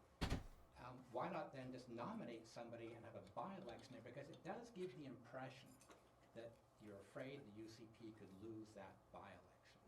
They have not completed their by-election process. I know of at least 3 and perhaps 4 candidates who want to put their name forward. I would be put in a position where I would have to appoint somebody in that riding and interfere in the process, which has caused a lot of hurt feelings in the past. The board told me that they wanted to have an open and fair competition. My personal values and my personal way of how I want to represent a riding is very consistent with what I see in my own riding of Livingston-McLeod, which is a rural riding. I moved out there on purpose in 2011, and I want to represent... You moved out there to LARP. Let's be real. I moved on there on purpose? Yeah, who says the word on purpose when they would you usually moved, word the... You moved out there just to LARP. That's all you did. And also, nobody would use the word on purpose. They would say intentionally. I mean,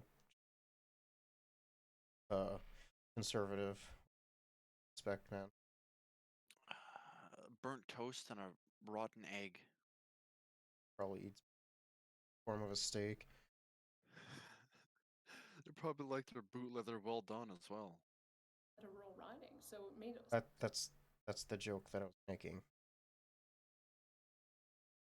Well done steak is essentially fucking... Of course. Sense for me to run in Brooks Medicine Hat, and for the members of Calgary Elbow to choose the type of candidate that they think is going to best reflect that community and also be able to win that race. And they've asked me to put that on hold. We have the ability it's not you. To I was just about to say it's anyone but her. To allow for a vacancy, and Minister Tyler Shandro has been selected by the Speaker to be the overseer of that constituency. I asked him this morning if there were any major issues that have come onto his radar since the riding had been open, and he has not had to intervene on anything, but he'll continue to steward that riding. Same as how, in the meantime, while the riding is vacant in Brooks Medicine Hat, Drew Barnes has been selected to make sure that he's managing. And this is again a choice of the Speaker, and so he'll be overseeing the issues in that riding for until the election is determined. Hi, Premier Smith. Thanks for taking our questions today. Saskatchewan Premier Scott Moe has said he's prepared to take legal actions over the federal government's regulation on pollution. I'm wondering if you'll wait for the Alberta Sovereignty Act and, of course, for your MLA's free vote on that proposed piece of legislation to jump in and follow Saskatchewan's lead, or if you're ready to sort of take that jump without the Alberta Sovereignty Act. Well, I think what you've seen is that we have the ability to defend our jurisdiction even without the Sovereignty Act. I think the Sovereignty Act puts a process in place that will allow for decisions to be debated fully in the legislature. But Tyler Shandro gave an example of how we can assert our authority when he indicated policing was an area of provincial jurisdiction, property and civil rights, area of provincial jurisdiction. Our policing contract allows us to choose our policing priorities, which are gun smuggling and No, you don't give a shit about gun smuggling. It's fucking, I don't know, a brown person fucking just walking into like a more white area of the fucking city. Yeah, they go from, their house to like their buddy's place all day in the big city, and all of a sudden they're getting harassed or arrested for nothing. Or even at their own fucking homes. Yeah, they'll just be minding their own business, and all of a sudden, boom, they're arrested for no reason. That's where your fucking police priorities lie. It's not fucking gun smuggling. They don't give a shit about that. In fact, they'll actually use those statistics of, oh, look at how many gun smuggling operations we cracked down. Oh, we're gonna boost the budget even more for Well, these hogs. The funny thing is that the gun smuggling generally tends to happen in like either BC or Quebec. Yeah. It just doesn't happen in the fucking Prairie Province. Like, yeah, sure, there are some cases where that it's the case, but generally speaking, it will tend to be either BC or Ontario. Sometimes Quebec as well. Places with water. I had misspoke. Well, no, That's right. it's because they're the three biggest provinces. I mean, also they're very close to water. So I mean, The water, smuggling stuff by boat is also. the water in that instance also doesn't matter. It has no fucking influence on that. Crime in Calgary and Edmonton. Just not ruling out all. Like, I'm keeping all of the options in mind. Well, no, the reason why gun smuggling is a problem in BC, Ontario, and Quebec is because they are the three biggest provinces in, like, population-wise in Canada. Yep. Like, there's no contesting that. That's why it happens.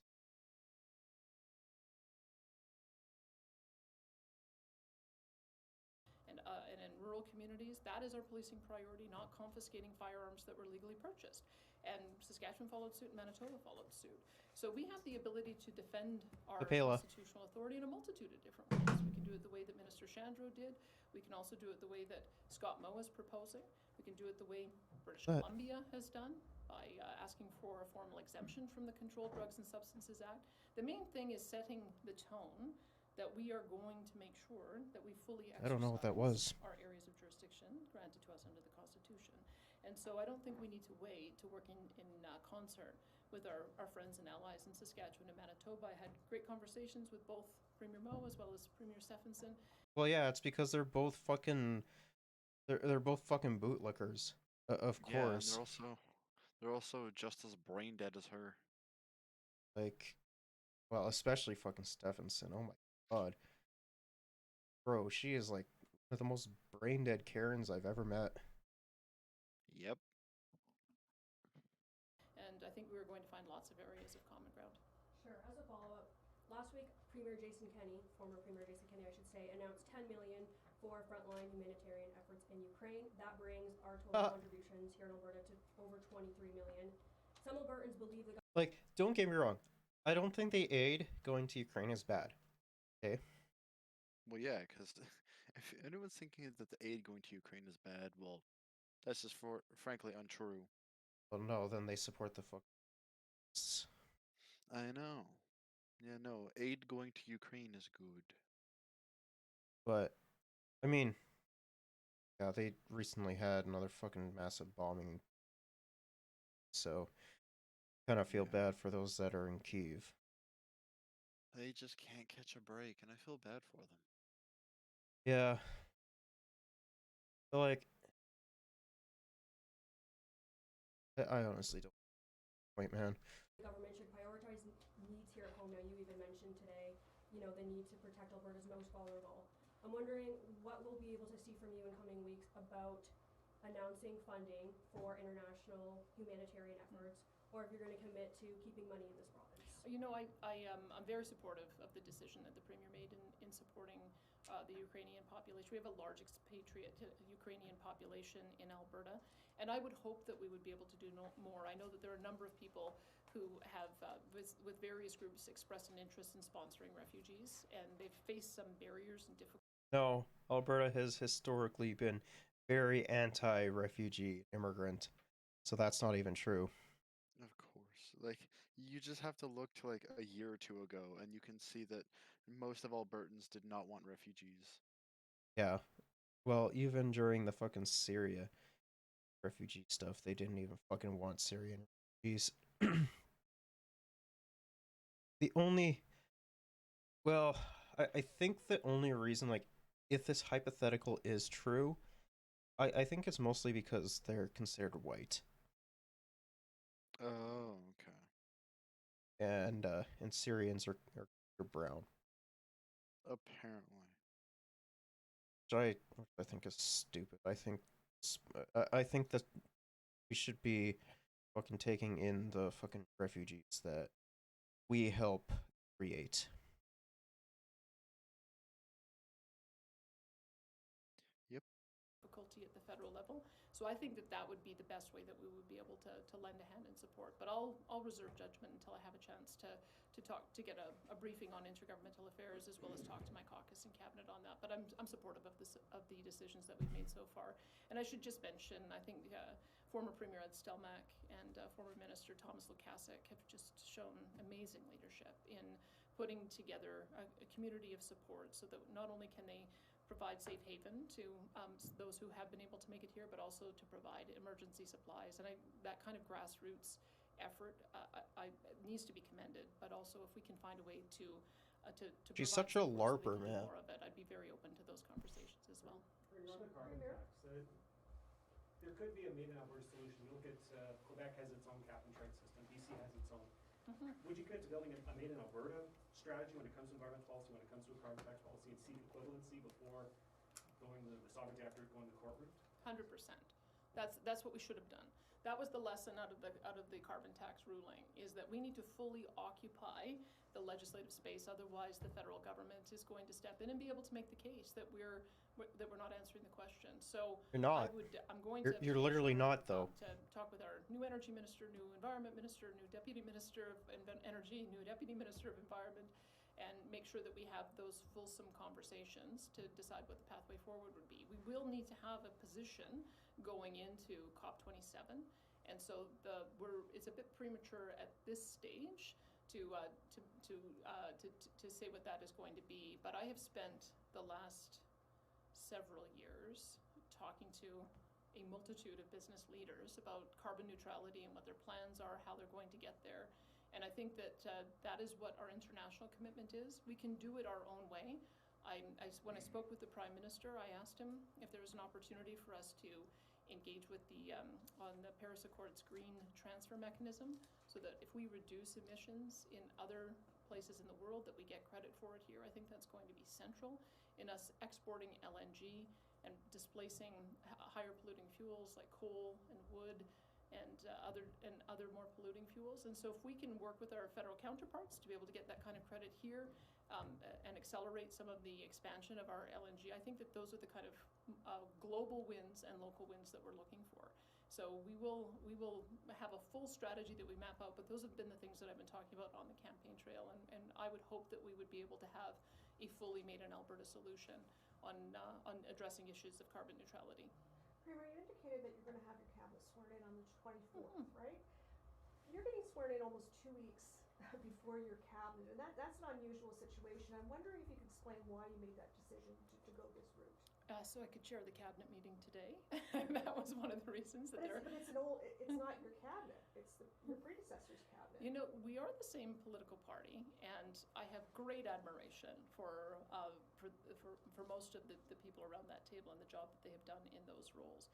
And so my intention going into our meetings will be, I don't want to just frivolously make changes or capriciously make changes. I do want to have some stability. We did, as a UCP party, get elected. Oh no. Does she even know what the definition of the word stability means? Probably not.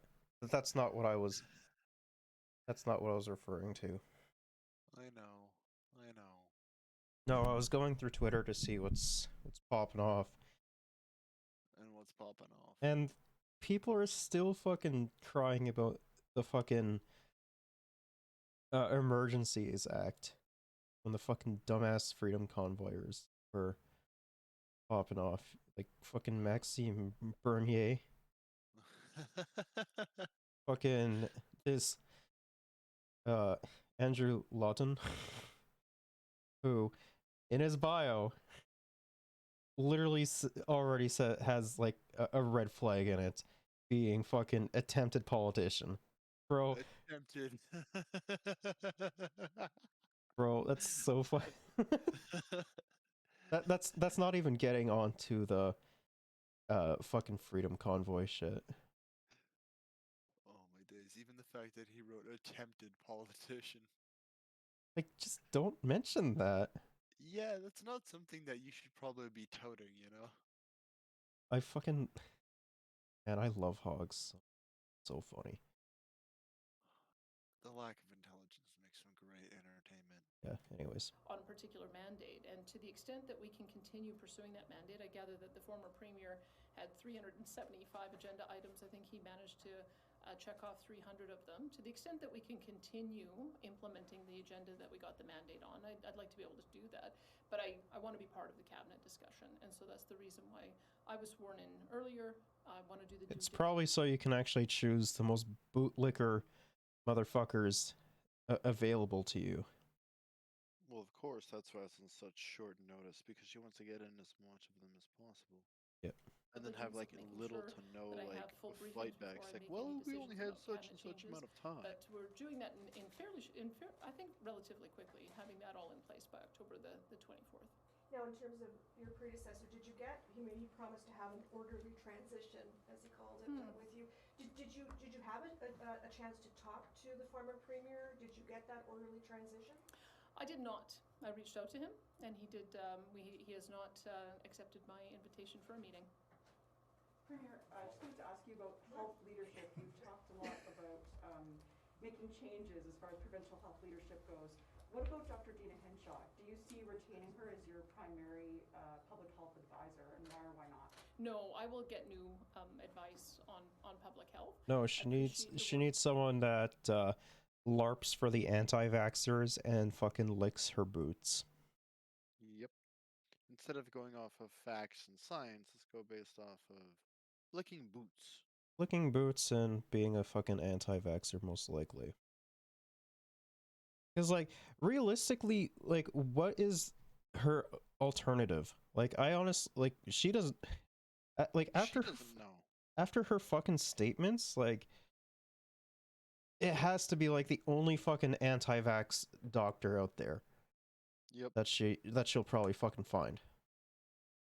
She'll probably even bribe a legit doctor just to say that anti-vaxxing is viable. No legitimate doctor would fucking take that. Let's hope not. That Dr. Dina Hinshaw has done, but I think that we are in a new phase where we are now talking about treating coronavirus as endemic as we do influenza, and so I will be developing a new team of public health advisors. Is she still employed right now with the government? She is.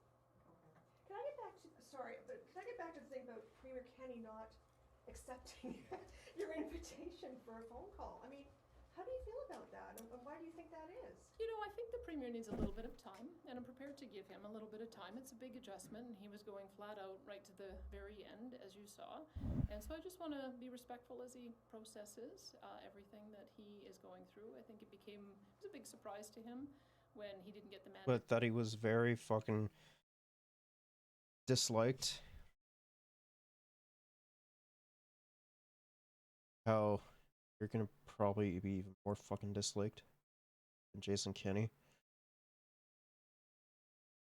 That he wanted back in April. That's when the vote was. May. Thank you.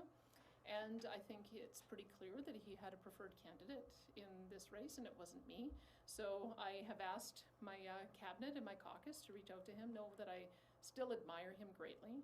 Remember Premier Kenney and I, former Premier Kenney and I, do I still keep his honorific? I'm not sure how to refer to the former Premier, but he and I go back to very early days when I met him at the Canadian Taxpayers Federation. He assisted me many times along the way in my political journey, and so I look at these current problems we have as temporary. He has done so much to restore the investor confidence in our business climate. He's done so much to attract investment. Uh-oh. He's done a lot to advance Something not right. environmental, social governance principles to keep Yeah, what she's saying. billions of dollars flowing into our province. Those are all things I want to continue. We just had a couple of disagreements on two big policy areas that I think ultimately tripped him up as leader.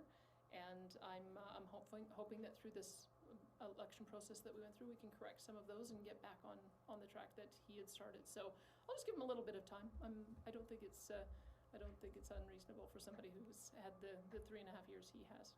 Premier, there's a lot of people you're working with right now who ran against you in the UCP election. I'm wondering, are you facing any sort of hostility from other party members who may be resentful that one of the candidates they prefer to win didn't win? No. Only hostility I see is on Twitter, which is why I tend not to spend much time on Twitter. I feel like everyone is very keen. I wonder why you're to facing make sure hostilities that on Twitter. Not just fucking Twitter, bitch. It's also fucking Twitch. Haha. It's everywhere. Listen, they don't call it social media for nothing. Fucking Twitch. Like, I mean, we've just been shitting on her the entire time, and it's been great. Well, of course it's been great. There's- She's been spewing shit out of her ass the entire time. And then there's also fucking TikTok that's been shitting on her. I can almost guarantee you the only fucking social media site she fucking uses is Facebook. Listen, I've even heard shit, I've even heard people talking shit about her on freaking, Deep Rock Galactic. Wait, really? Yeah. How the fuck does We that ran into a happen? couple of randos, and I was just like discussing something, and we're just like, can we just hate on this? Can we just hate on Alberta's new premiere? And then there's just like, yeah, we can. So we were just spending like a good, I think it was a deep dive. We were just shitting on her. Fair. They're playing a constructive role in keeping our party and our movement together. There's a number of us who have some bruises for having the party split apart and try to be brought back together again. I know how painful it is in trying to go through a unity process, and I think we are all committed. We do not want to see this movement divide one more time. Bro, you're literally fucking devising or dividing the fucking movement even more because of how drastically unpopular you are.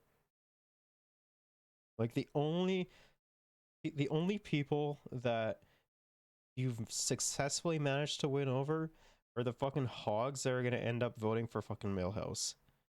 Yep. No one else likes you.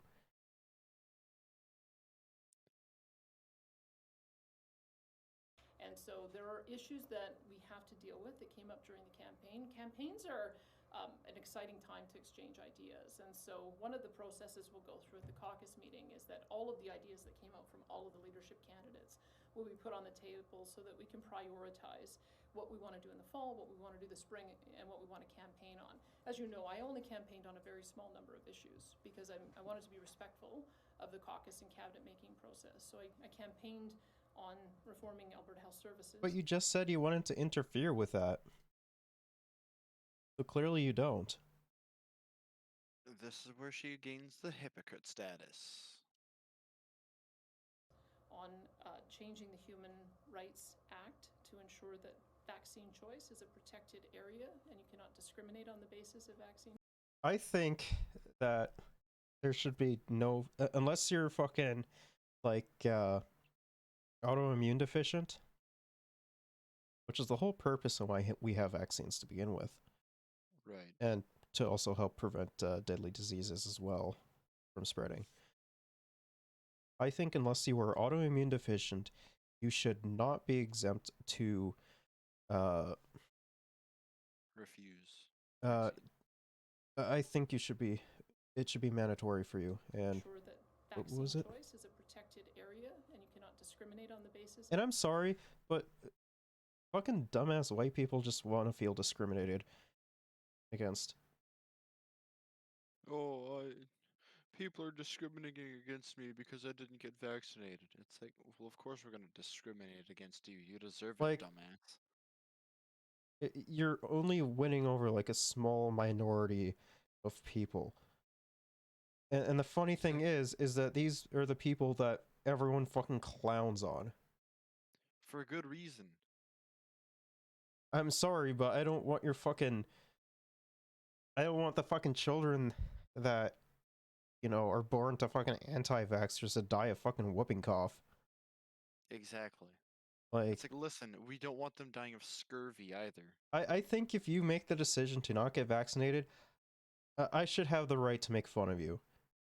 If you fucking catch like a deadly ailment and are, you know, fucking suffering for it.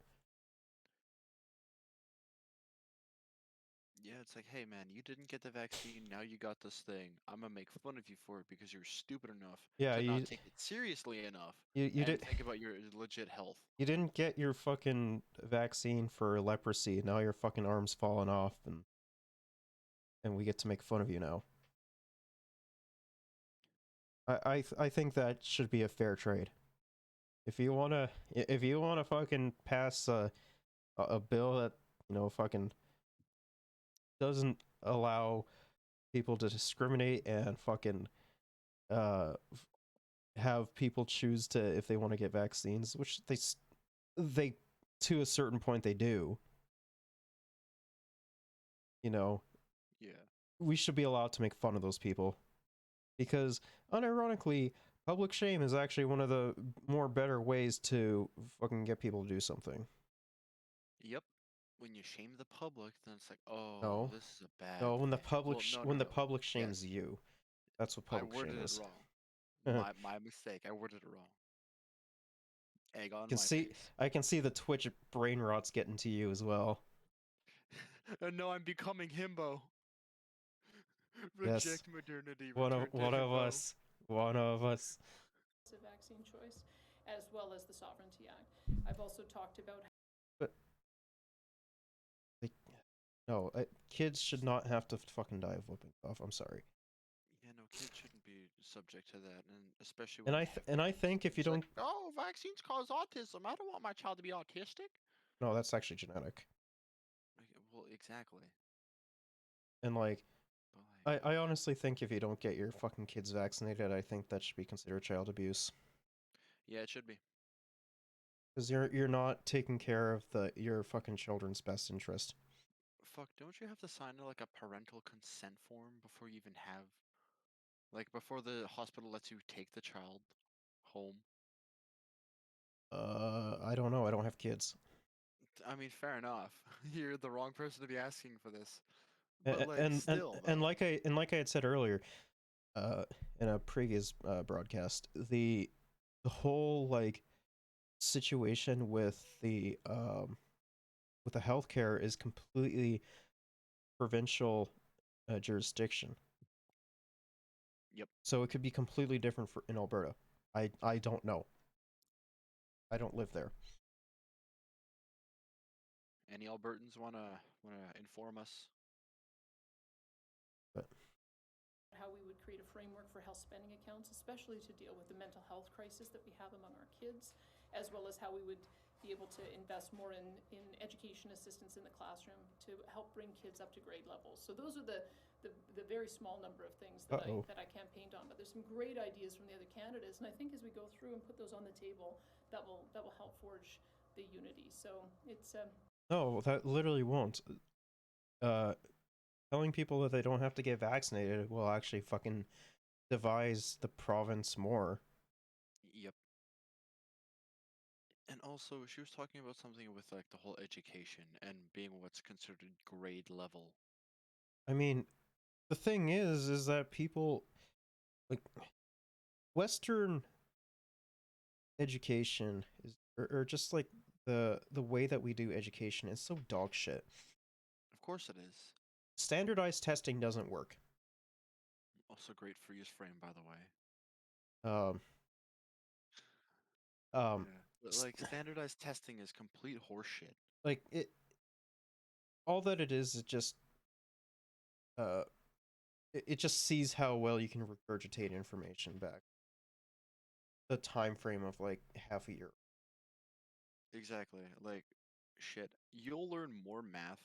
Like I've learned more math and like not geography, like geometry and like other shit when I took woods class. Then I did taking math class. Like That's I honestly think that the way we should be framing education is how fucking uh it's Norway does. Norway does a really fantastic job on education. They only do one standardized test, and that's the end of their school curriculum. And for the most part, they have more time to go out and play, like for longer breaks and recess, longer lunches. The teachers aren't overwhelmed with children. They're not like they don't have 30 fucking student classes. right. And they regularly go on field trips as well. Because, when you go out on like a field trip and stuff, that means that, kids are able to find out what they want to do in life. Yeah, they can like explore the world. They can explore their option.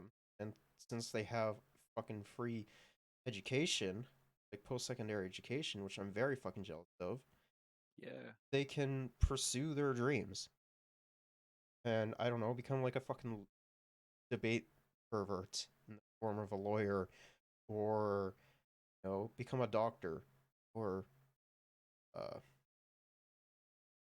an architect or something. or whatever it is that they want to do. Exactly. And also to anyone that thinks math wouldn't be useful for like being a doctor, how many like you'd be surprised at how many times you'd need like 30 milliliters of sterco bovis or something. Yeah. I don't know if sterco bovis is a real thing. That was just something I heard. You need 500 milliliters of blood. If the human body loses, I think it's 2 liters of blood, they die. So you have to keep track of that stuff. Yeah, I mean, There's a lot of numbers, a lot of math. I love math, but I'm bad with numbers. I'm bad at being fast at math. unless your job requires you to be fast at it. It's necessity to be fast at it. Right, but like math is everywhere, believe it or not. Oh, for sure. Leadership races are a little rough and tumble. That's just the nature of them. Now, you said earlier you wanted to be sworn in as quickly as possible to continue the mandate Albertans gave the UCP. How does that really play a role here with the Alberta Sovereignty Act, considering fewer than 2% of people who could vote in Alberta, or rather representative of people who could vote in Alberta, actually voted for it? I think you have to remember how former Premier Kenney campaigned when he won his mandate. He campaigned by getting tough with Ottawa, and he tried a couple of different things. And you're literally trying the exact same thing. And oh my god, conservatives are all the same, man. They are literally the same. So I have this piece of shit, and I painted it pink. Okay, but how is it different from the other pieces of shit that you've shown me? Well, this one's pink. It's like, and it's still a piece of shit. Exactly. Same shit, different color. Fucking wild. Tried a number of different court challenges. He tried to Which put failed. a hand of friendship with Premier Francois Legault to jointly work on developing and exporting LNG. He Failed. also Right. allowed us to have an equalization referendum. He also did a Fairness Alberta panel discussion all through the province. So I feel like there is a mandate to get tough with Ottawa. We've tried a few things that haven't worked, and just affirming. Okay, then why hasn't it worked yet? Why haven't you actually fucking do what you said you were gonna do and get tough with Ottawa? Because they're bitches. It's because you're cowards. Yep. Because you know for a fact that Ottawa will recognize that you're up to something, and yeah, it might possibly step in. It's like they're doing something fishy over there. Like, puff your fucking chest out, don't be a pussy, and fucking do what you're saying you're gonna do. Is Big Bad Trudeau gonna come for you? Oh, I'm shivering. Oh no, not the librarian. Yeah. He's gonna tell me to be quiet, and that's Oh, fuck, man, he's so hot.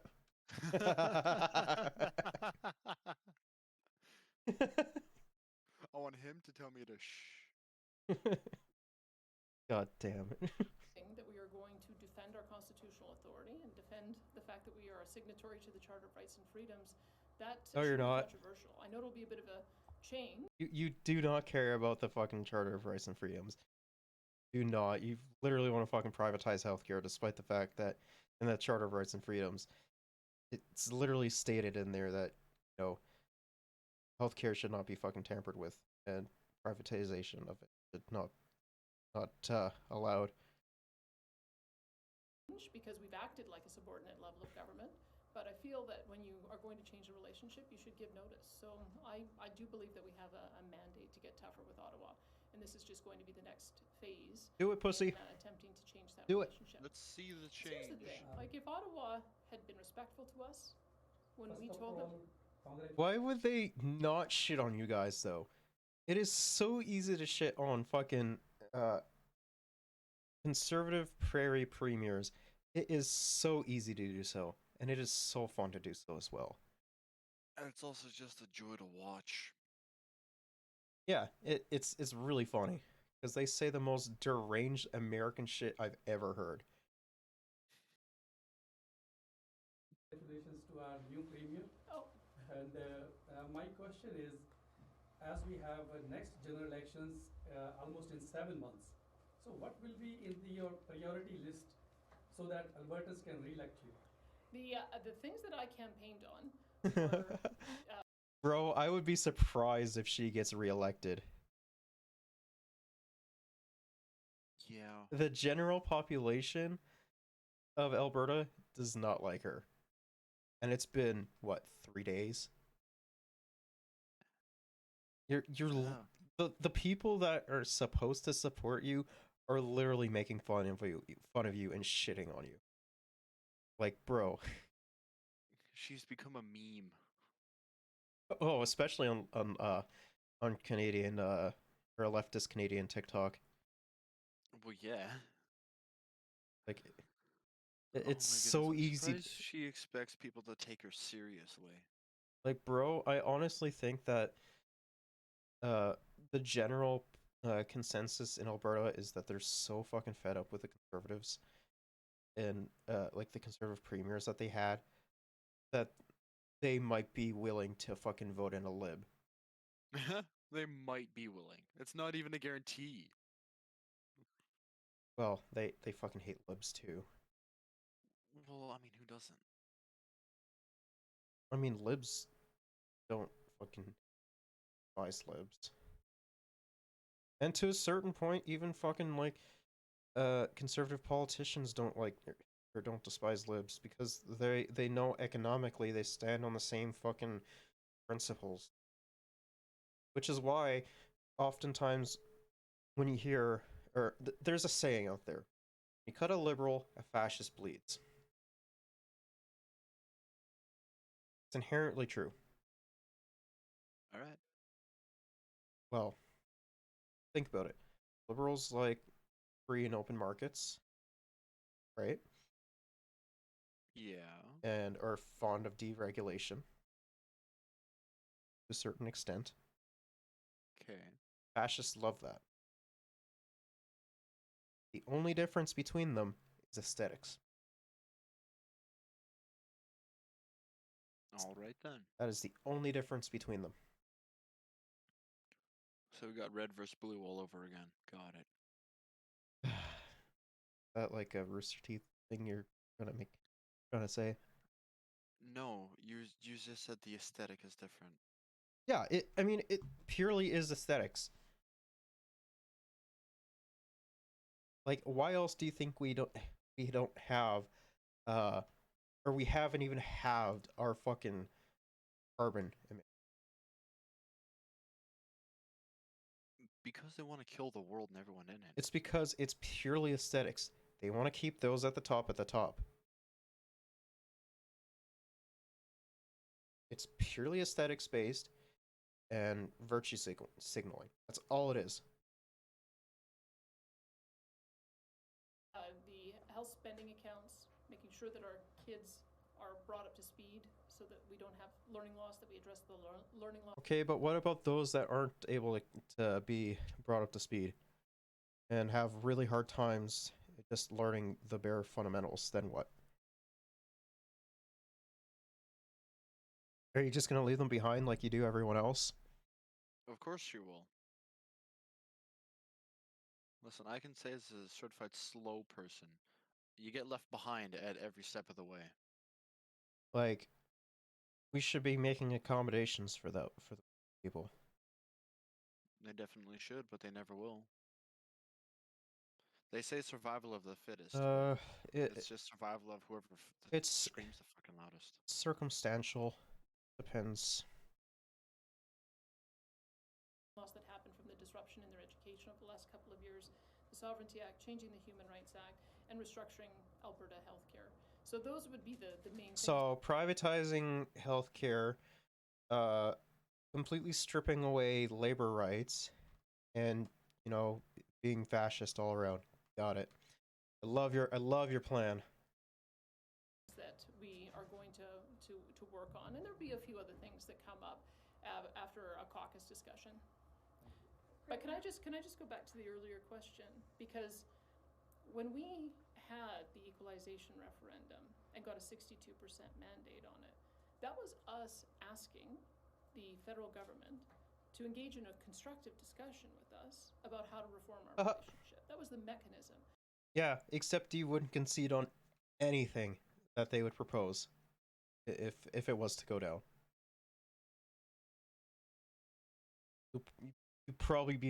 You'd probably say some shit like, Justin Trudeau is a fucking dirty communist and needs to be, and the fucking Liberal Party needs to, the swamp needs to be drained. That's most likely. The waters. That's most likely what you would have fucking said. Let's be real, or something along those lines. Something like that, yeah. And I love fucking conservatives trying to push Justin Trudeau as a communist. It's so funny. He's nowhere even fucking close to a communist. But you know what, though? If people want to believe he's a communist, then you know what? Communist, librarian all the way. The thing is I tell, whenever dumbass hogs make this argument, I'm like, bro, if he was a communist, I would be voting for him. Like, so you vote for him then, right? Like, no, I shit on him all the time. They're just like, wait, what? Who do you vote for then? As much as I don't like them either, I vote NDP. Right. I have my problems with them for sure, but no one and nothing is perfect, but you got the best of the worst. Essentially, yes. I still have a lot of problems with the NDP, but they're fortunately the best option.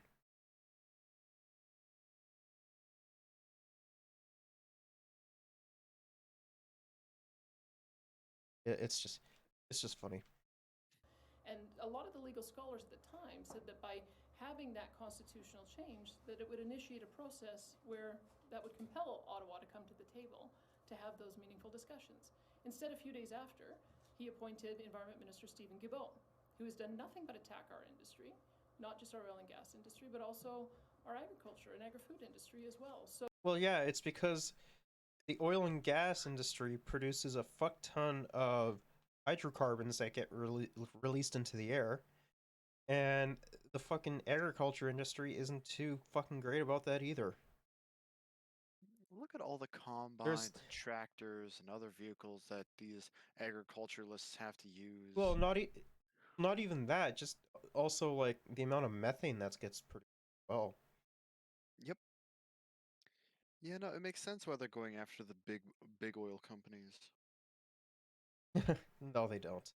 Well, of course they really don't. They say that they do, but they don't. So I feel like we have reached out and we have tried to meet them halfway, and we have not been met halfway.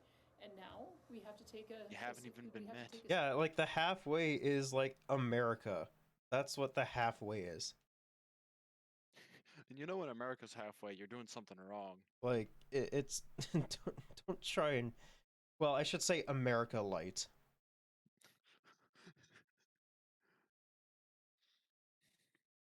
Staff that will affirm that we intend to Yeah. operate in our areas of jurisdiction. If they are not going to be constructive in helping us to meet with the German chancellor so we can get an LNG deal or develop. What? Bro, didn't they elect their fucking left-leaning party? I think that they did, right? Economic corridors I'm with not our too neighbors sure so on that we can that. get our products to market. We're going to have to take the lead on doing that ourselves. I'd love to work collaboratively with the federal No, you government don't. on that, but we've faced nothing but hostility for the last 7 years, so we have to try something new. Premier, on the question of healthcare and Alberta Health I wonder Services, why you've been faced you've with been very hostility. clear on Nothing you your say makes position any there, sense. but at the same time, those in the medical field are saying cleaning house right away could destabilize the system. So what are you going to do to keep our system, which is already on the brink of very dangerous times for the healthcare system, what are you going to do to keep it stable during that transition?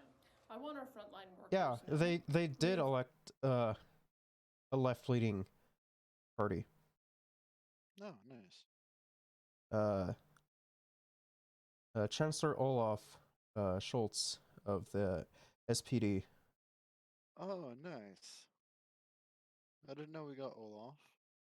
Uh, I mean, I heard something about it on the radio once, but like, that was about it. That was like 3 weeks ago. the SPD, or the Social Democratic Party of Germany, or SPD, is a center-left social democratic political party in Germany. It is one of the three major parties of complementary Germany, along with the Union Party, CDU, CSU, and the Greens. Enforcements are coming. We cannot. I honestly don't think that the Chancellor of Germany will fucking be stoked about you guys, but I don't really know his positions. I don't really know too much about German politics right now.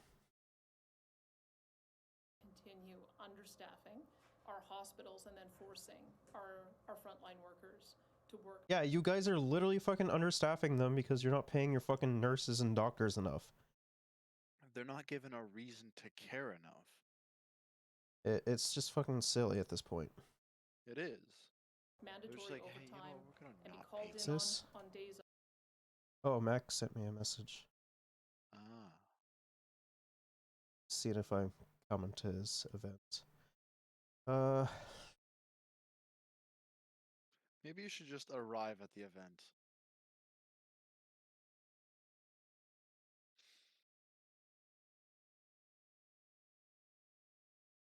Telling him I might not be able to. That's off unfortunate. and have to cancel their holidays. That's been the situation for the last 2.5 years. And a lot of that problem was created by policies at Alberta Health Services of having mandatory vaccinations. So it prevented us from being able to hire back everyone who had been let go up until about 2.5 months ago when Cabinet directed them to end the mandate. Prevented us from being able to graduate students across the full range of professions because they also had vaccine mandates. It prevented us from being able to hire from other jurisdictions through the full range of people who would have otherwise wanted to come here because of vaccine mandates. So they actually, at the management level, made things even worse for our front line. And when you see that kind of poor management, especially since the Premier gave them direct instruction, I remember this very clearly, because everyone said, okay, well, if this is about saving the healthcare system, let's give them the time, let's give them the money, and let's let them do it. He gave them direct instruction to increase surge capacity by 1,100 beds. And then when the Delta variant came along, they admitted they hadn't done that they had reduced surge capacity. So this is a management problem. It is not a problem with our frontline workers. Our frontline workers need to be supported. Yeah, it's a management problem, and I wonder who fucking manages that. Oh, wait, right here. Healthcare is expensive. On screen. Yeah, healthcare generally is expensive, especially since they're fucking trying to privatize healthcare as well. It's fucking ridiculous. And when it happens in a business, when they fail to meet targets and they fail to meet direction, you change the management. And so that's what we're going to do. We're going to change the management. I'm wondering if you have a timeline on that and where these healthcare workers are coming from. They're in hot demand across the world right now. Where are we going to find staff to staff the surge capacity if we've been unable to until now and being told by frontline? The thing I don't understand about these dumbass conservatives is they underfund the systems and then be like, look, the public option doesn't work because we underfund it. just for me, I got just for me to get a mental help. It's 220 per session bi-weekly because I have ADHD. I mean, yeah, I personally think that should be covered by the healthcare system, as well as, you know, shit like dental and like abortion and stuff like that as well. Yeah. But no, right? They're just basically like, hey, look, here's this dog. This dog is perfectly healthy. Let me break its legs and expect it to run. Yeah. Hey, look, it's not running. You can see why it doesn't work? It's like, well, yeah, because you're the one that broke its legs, dumbass. Especially what's for needed. Yeah, I agree.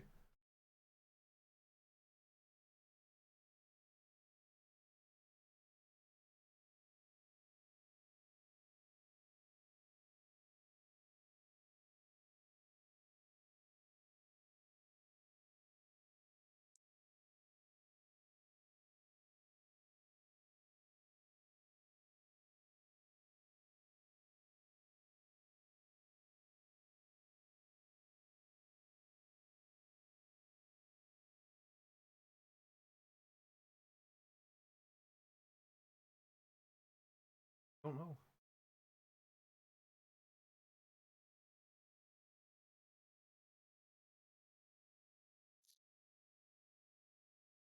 A lot of stuff happened this week.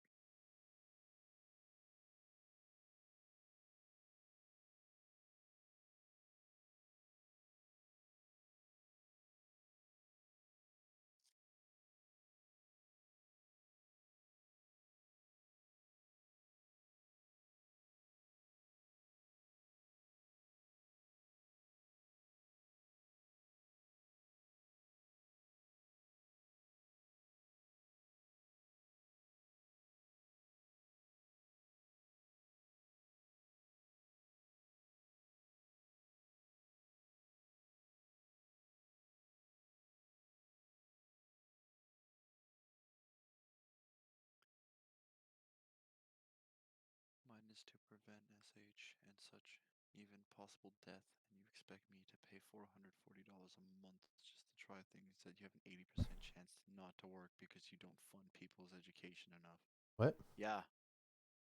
Yeah, no, hot dog's right. Like,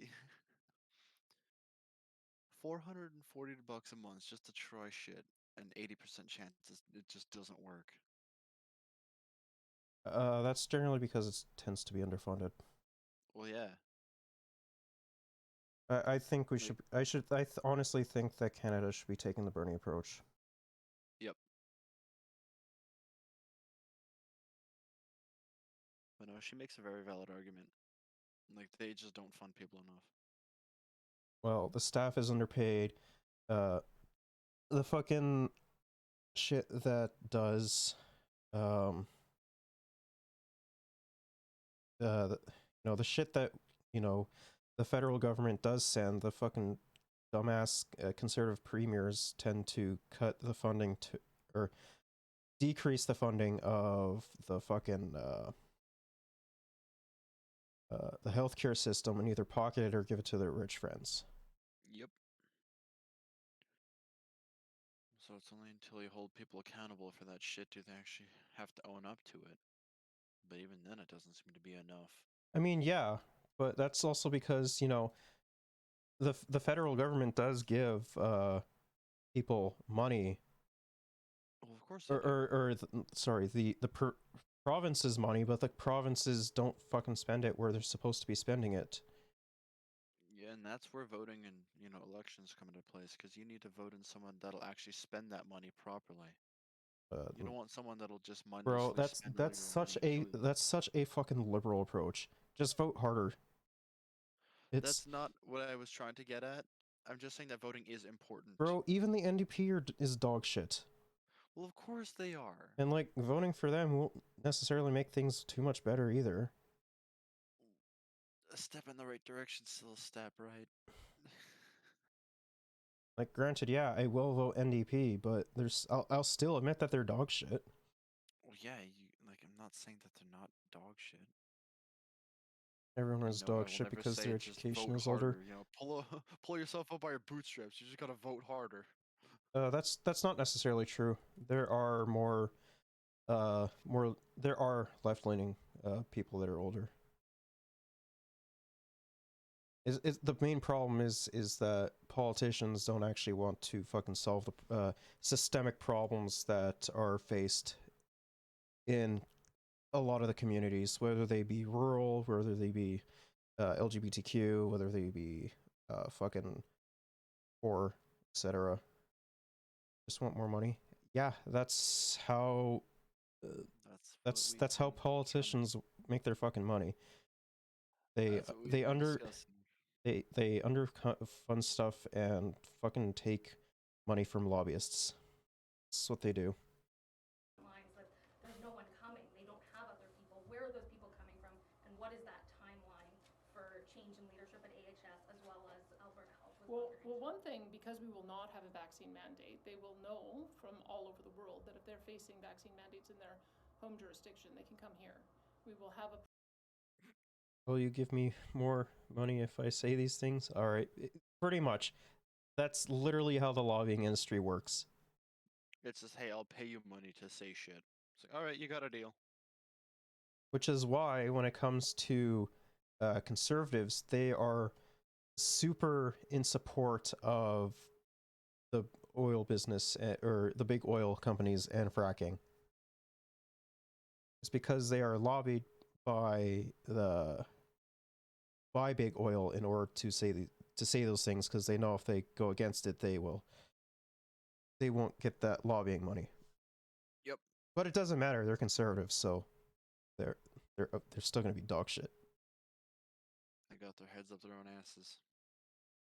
Tell me about it. process as well to be able to recognize credentials. I have an excellent citizenship and immigration minister in Casey Madu, who I've talked many months about how we would be able to do fast track recognition of foreign credentials, and we will do that.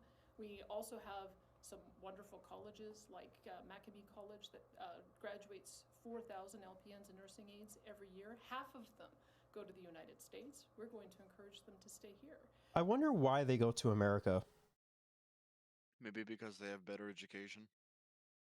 No, it's because they can make more money in America. Because the way that America operates, since they have the profit incentive behind America, doctors are able to charge whatever the fuck they want. Are they found guilty of a crime that they just can't buy themselves out of jail? I mean, not necessarily. Generally speaking, doctors in America tend to make more than here. So that's why doctors will leave here. And especially like in Alberta as well. Because they'll either, like, doctors will either move to like America, they will be subsidized for more rural areas, or they will move to a bigger a place with more political influence and a bigger population, say like Ontario or Quebec. Right. And there's only one politician I like, and it's the one guy that spent millions of dollars on video games. I mean, my man. He knows where his priorities are at. Just trying to fucking LARP. We also, I Mom think, said have it's a my number turn of to be people who Dante. have been burnt out and left the system because of the poor management and poor working conditions. If we can give them a promise that we're not going to burn them out, maybe they'll return. Maybe if we show some respect for our frontline workers. He knows where it's at. Hell yeah, it is. Hell yeah. And show how much we care about their working conditions and the quality of life that they have. Maybe so many wouldn't leave in the first place, and others will come back in. It's worth a shot, because I think what we've seen over the last 2.5 years is that the working conditions that have been created by Alberta Health Services have caused so many people to leave the system. I'm told by... Well, yeah, it's because of your fucking party. The UPC is dog shit. Like, of course they're gonna fucking leave. The UPC, losing members since its inception. Like, bro, you only won with fucking 53% of the vote, or of the UPC vote. Like, that's awful. Even Jason Kenney did better than that. And Jason Kenney was drastically unpopular. My dear friend who's a paramedic, that in EMS, we have a turnover of 5 years. Can you imagine all of that training that goes into that person? And after 5 years, they're so burnt out, they want to leave the system. We've got to do a better job of making sure people want to commit to the system and they want to stay and they were Okay, then make do it. Then make education free, because that will increase the amount of doctors being fucking produced, as well as, fucking pay them more. Yeah. Pay them more. Yeah, of course.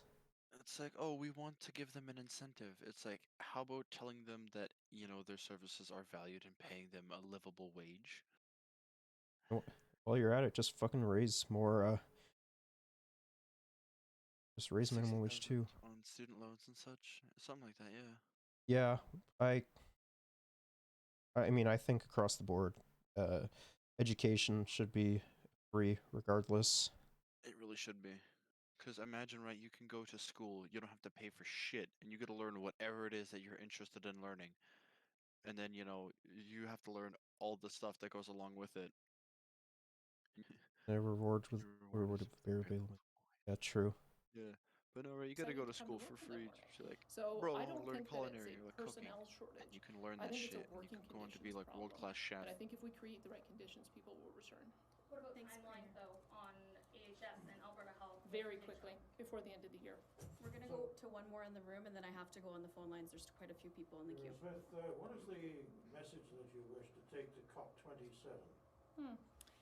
The message I would take to COP27 is that natural resources, its development, its conservation policy, and its export are the exclusive jurisdiction of the provinces under our Constitution, under Section 92A. And so if there are any issues or questions about how those policies should be enacted, they need to come and talk to the provincial level of government. I'll also take the message in speaking with the great leadership that I think has happened among some of our largest companies. The Pathways Project, for instance, they've set an aggressive carbon neutrality.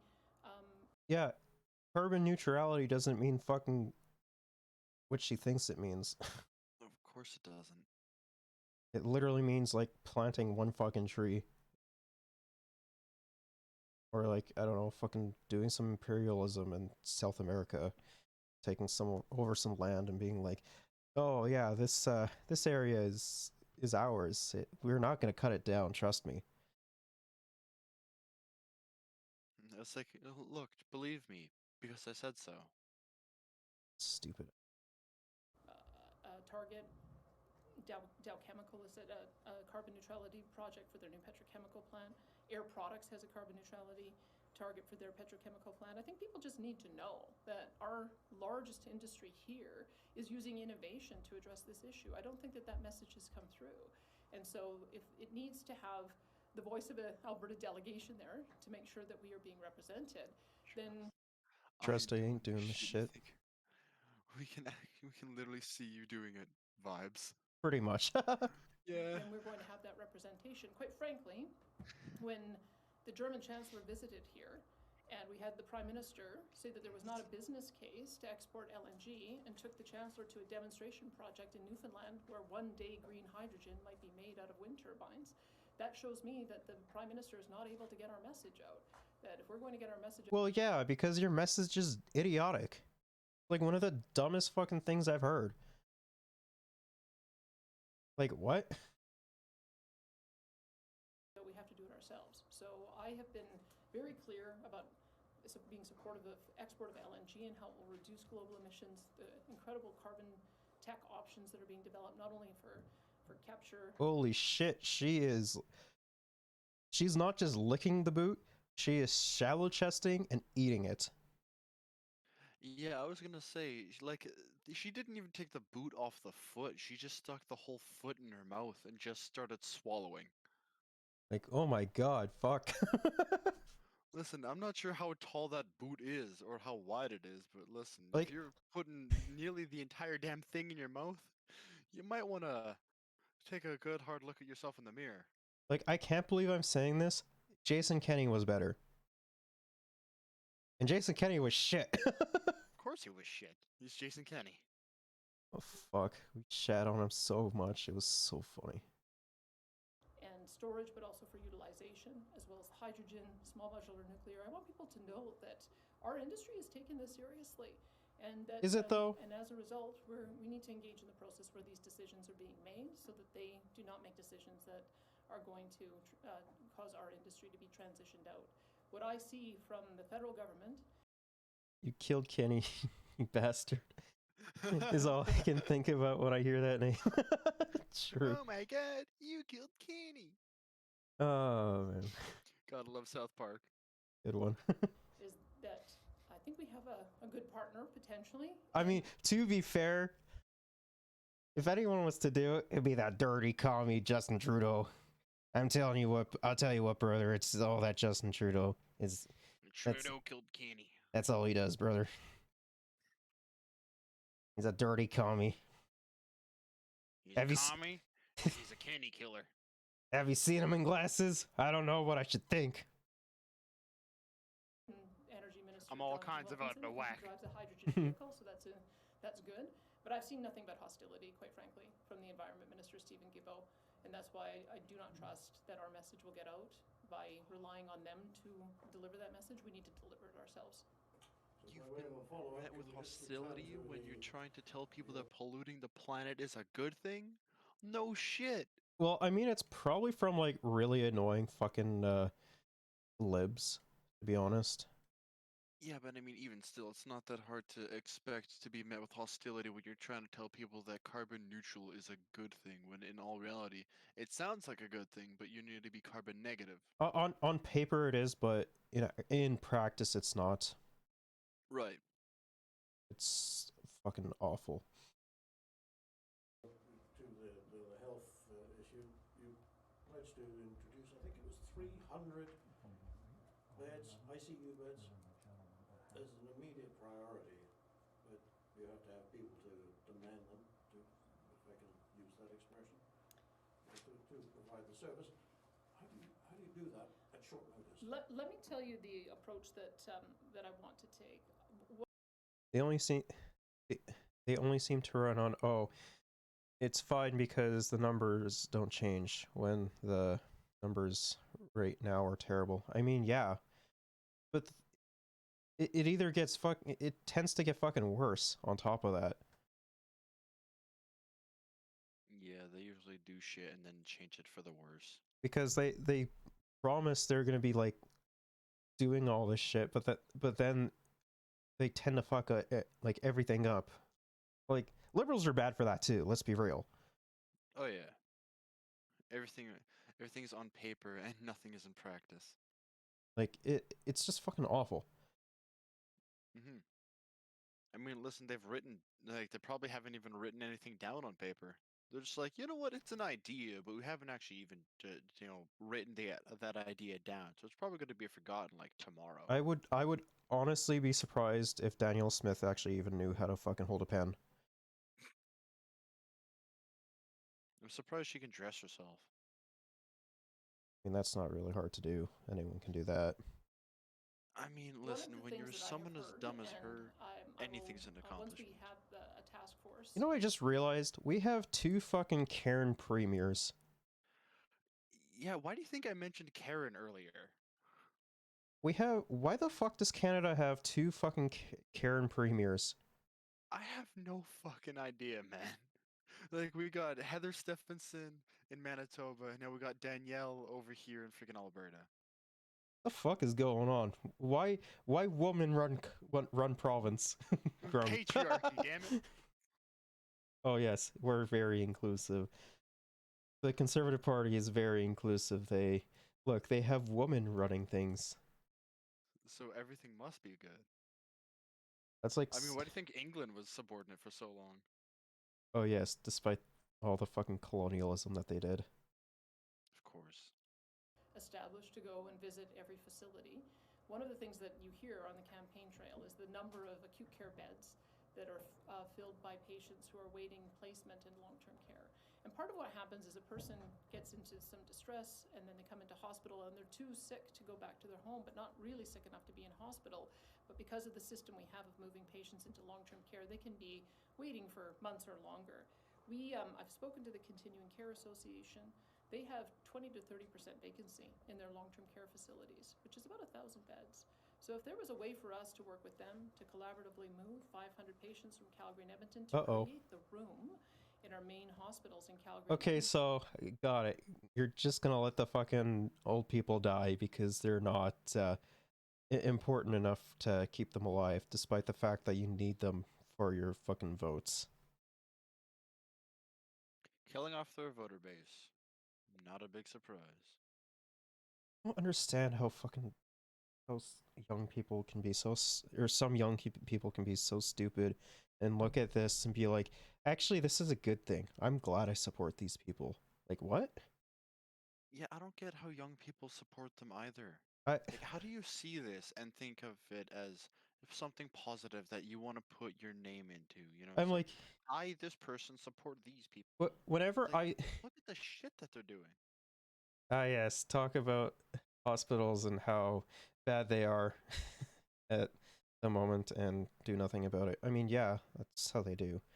But yeah, like I don't understand how a fucking like someone like late teens, early 20s looks at all the fucking political ideologies under the sun and pick like these right-wing dumbasses. I'm like, oh, I'm a small business entrepreneur. I'm self-made. Uh-huh. Sure. Go and tell that to somebody who cares. No, it's not even in their best interest. Because when daddy's money runs out, then they're gonna be fucked. Oh, I sell t-shirts on dropship. I'm very successful, actually. I'm a drop shipper. It's like, oh, so you're one of those people. Like automatically, if you hear someone like that, just jail. Just straight jail. What if they're gay? Do they go to gay jail? No, they go to conversion therapy. Oh shit. That's what conservatives like to do, right? We can have special people or neurodivergent people in my country. No way, brother. They need to conform to the systems we built in 1992. Well, that's when oppression was still high and women were property. Yay. Augers hyperclap. Why do we pay people so much to talk about things they don't do anything about? Because politics are just as dumb. Politics are it's essentially a team sport at this point. It is. You have your major league teams in the form of the Conservatives and the Liberals, and then in third place you have the NDP. And then every now and again you'll have this one random team come up and find some amount of success, like the PPC, for example. Yeah, I was gonna say PPC. And then all the way down at the bottom, you'll find the Greens. Bro, the Greens got more fucking seats than the PPC did. That was funny as fuck. You know you're a loser party when the Greens beat you. Listen, when literal the color of grass beats pink, or PPC or whatever color they were purple. Using, that. Just simply stop having skill issue politicians. Yeah. I mean, like I had stated before on the broadcast, I think that for one, politicians should have to go to school for things like either economics or political science or something like that. And if they don't uphold their campaign promises, they should be able to be sued, and if it's egregious enough, go to jail. I'm fully in support of that. Yep. That I think would make an immediate effect of taking the pressure off, and then we would continue to work slowly over time to make sure that those Yeah, It's a fucking movie. So yeah, no, there's very few people that would disagree with me on that. You know, regardless of political stance, like it should happen, because then it actually means that people or the politicians are actually incentivized to actually fucking. Why can't we do that already? Because yeah, we're just fucking stupid. That's why. But you know, if we actually did that, it would incentivize politicians to actually keep their fucking campaign promises, because if not, they're facing like heavy fucking fines and jail time on top of that. Patients are in a more appropriate facility. I mean, if I was awaiting long-term care placement, I sure wouldn't want to be in a hospital room. In fact, most seniors want to be in their own home. So why don't we fund home care as our first? I'm gonna make a time machine to go do just that, see if it makes my lives better. Yeah, true. They won't be corrupt. Not necessarily. Power can corrupt people. Just look at history. First priority, look at history, as well as make sure that our seniors know that there is a program available. And it also depends on what kind of economic system you're working as well. Generally speaking, the capitalist system tends to be more corrupt overall. Well, right, when there's more gain for one singular person to work their system in their interests, they're going to do it. If we had proper home care, as well as able to bring in ramps or change out bathrooms, 90% of our seniors would be able to age in place. And that's a better environment for everyone. It's a safer environment for them. It's also a more comfortable environment. It's what they tell us that we want. So I would say our big priority is going to make sure that we bring those patients into an appropriate facility, and then we'll assess how much capacity we've got remaining in our hospitals, and then we'll just say you want to turn the fucking old dying people into fucking biomatter already. Come on, just say it. Just tell us that you want to use their bodies as fuel for the fire. Like, we already know you. We already know you don't fucking care about like if people are vaccinated or not. So like it wouldn't fucking matter at this point, right? Just fucking say it. Also have to work on training up our all of our staff so that we can meet surge capacity.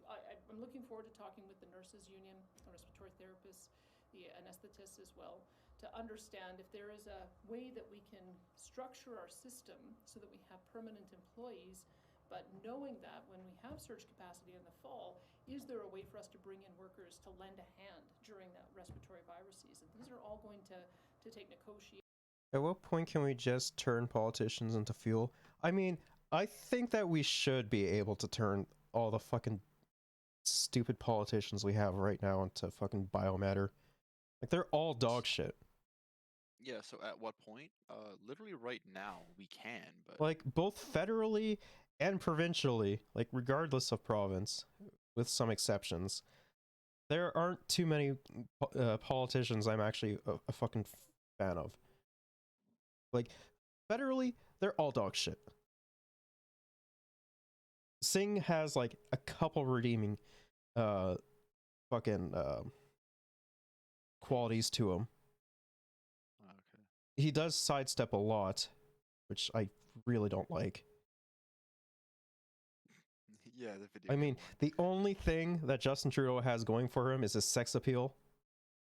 Otherwise, they're all bad. I mean, yeah. hey, that's a purely subjective standpoint. Don't speak for me. Bro, have you seen him in fucking glasses? God damn. I have seen him in glasses, but listen, I don't swing that way. God damn, bro. If you've seen him in glasses, appreciate his attractiveness, but I don't see of him. I don't think of men that way. Makes me fucking moist. Moister than an oyster? Yeah. Yeah, Justin Trudeau only has his fucking sex appeal going for him. Other than that, he's like dumber. Yes, it's simple for Trudeau. Fuck yeah. Listen, I will admit, communist librarian, all right? I will admit he's fucking attractive. But yeah, no. The only thing he has going for him is a sex appeal. Other than that, he's dumber than a bag of rocks. And Pierre Poilievre is just a Nazi. Let's be real. Best political standpoint, Justin Trudeau's hot. True. And buy-in, but just to give you an idea of the direction that I'm heading, in addition with EMS, I mean, if you've watched the CTV story that was aired a couple of, I think just yesterday on this, we clearly have made a wreck of I love the fact that she said CTV, which is like the most conservative leaning fucking broadcast channel in the country. Oh yeah, I've started working out and I'm actually getting muscle. Nice. Glad to hear it, man. That's awesome. Glad to hear it. Oh, what are you working out right now? Like, are you focusing on like a specific muscle group, or are you just trying to build muscle in general? Working out my glutes. Working on your quads. Gotta get that squat action in. Yeah, you gotta do enough squats. Yeah, she's Every just day is a training day. All right. This twig will soon be a stick. Hell yeah. All right, I got a dip. Okay. Mainly back and arms. That's fair. Yeah. So when we meet back up, hot dog, I'm gonna see you go from stick to bronc. Stick to Gronk. Stick to bronc. To Gronk. All right. We have to head out. Rest in a moment. Yeah. Yeah, I got a dip. I'll probably be doing more I'll probably do more stuff if you tomorrow if you want. I mean, I don't think I'm too busy tomorrow, but Well, like sometime after 3. I should be okay. Mainly doing wrestling for fun. Yeah. Wrestling sounds fun, yeah. I want to do like probably next year when I get into a little bit better shape. I think I've done some wrestling before, but with my busted up hand, I'm not doing that anytime soon. Apparently like boxing is a really good workout. Yeah, boxing is legit a good workout.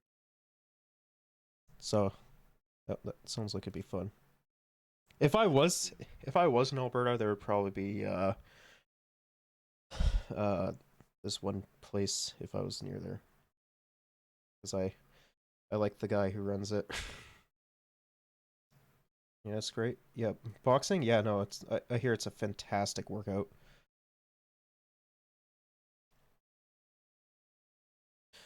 All right, I'm going to dip. I'll probably be on tomorrow at what? Like maybe 4 or something like that. Right. Might be doing more of this stream tomorrow. More news coverage. More fucking maybe have some fucking fun on top of that. It sucks because I really want to watch that new Internet Historian video. As well as What was it? There was a Channel 5 video? Yeah, there's a new Channel 5 video as well. And I want to watch that. Have a good rest. No, I have some stuff I need to take care of.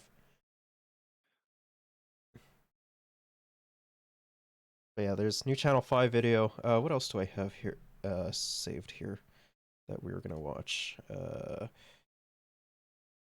Yeah, the Internet Historian video, and then some stuff on America. After that, rest. Nah, I'm okay. That is a threat.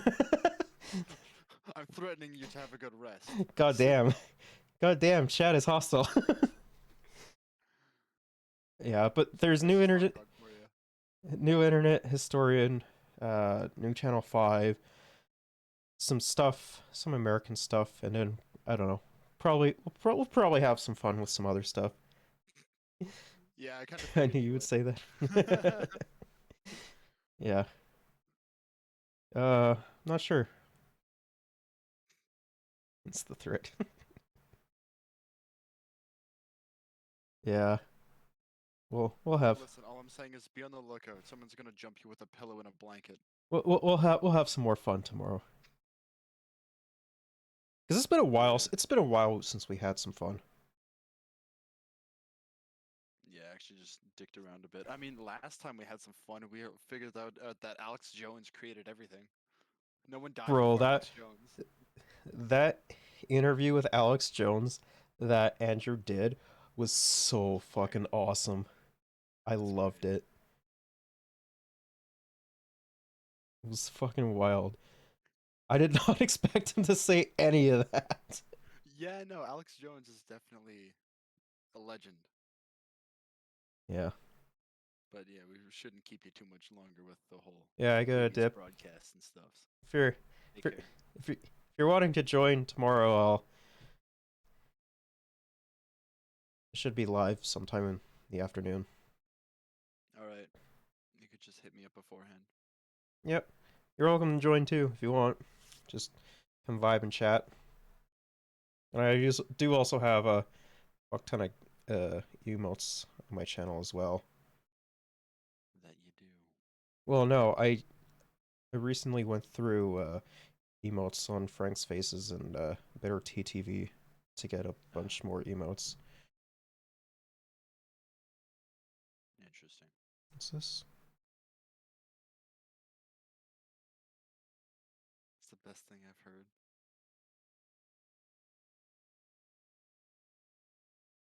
We'll have... That's a clip. I'll take a look at that later then.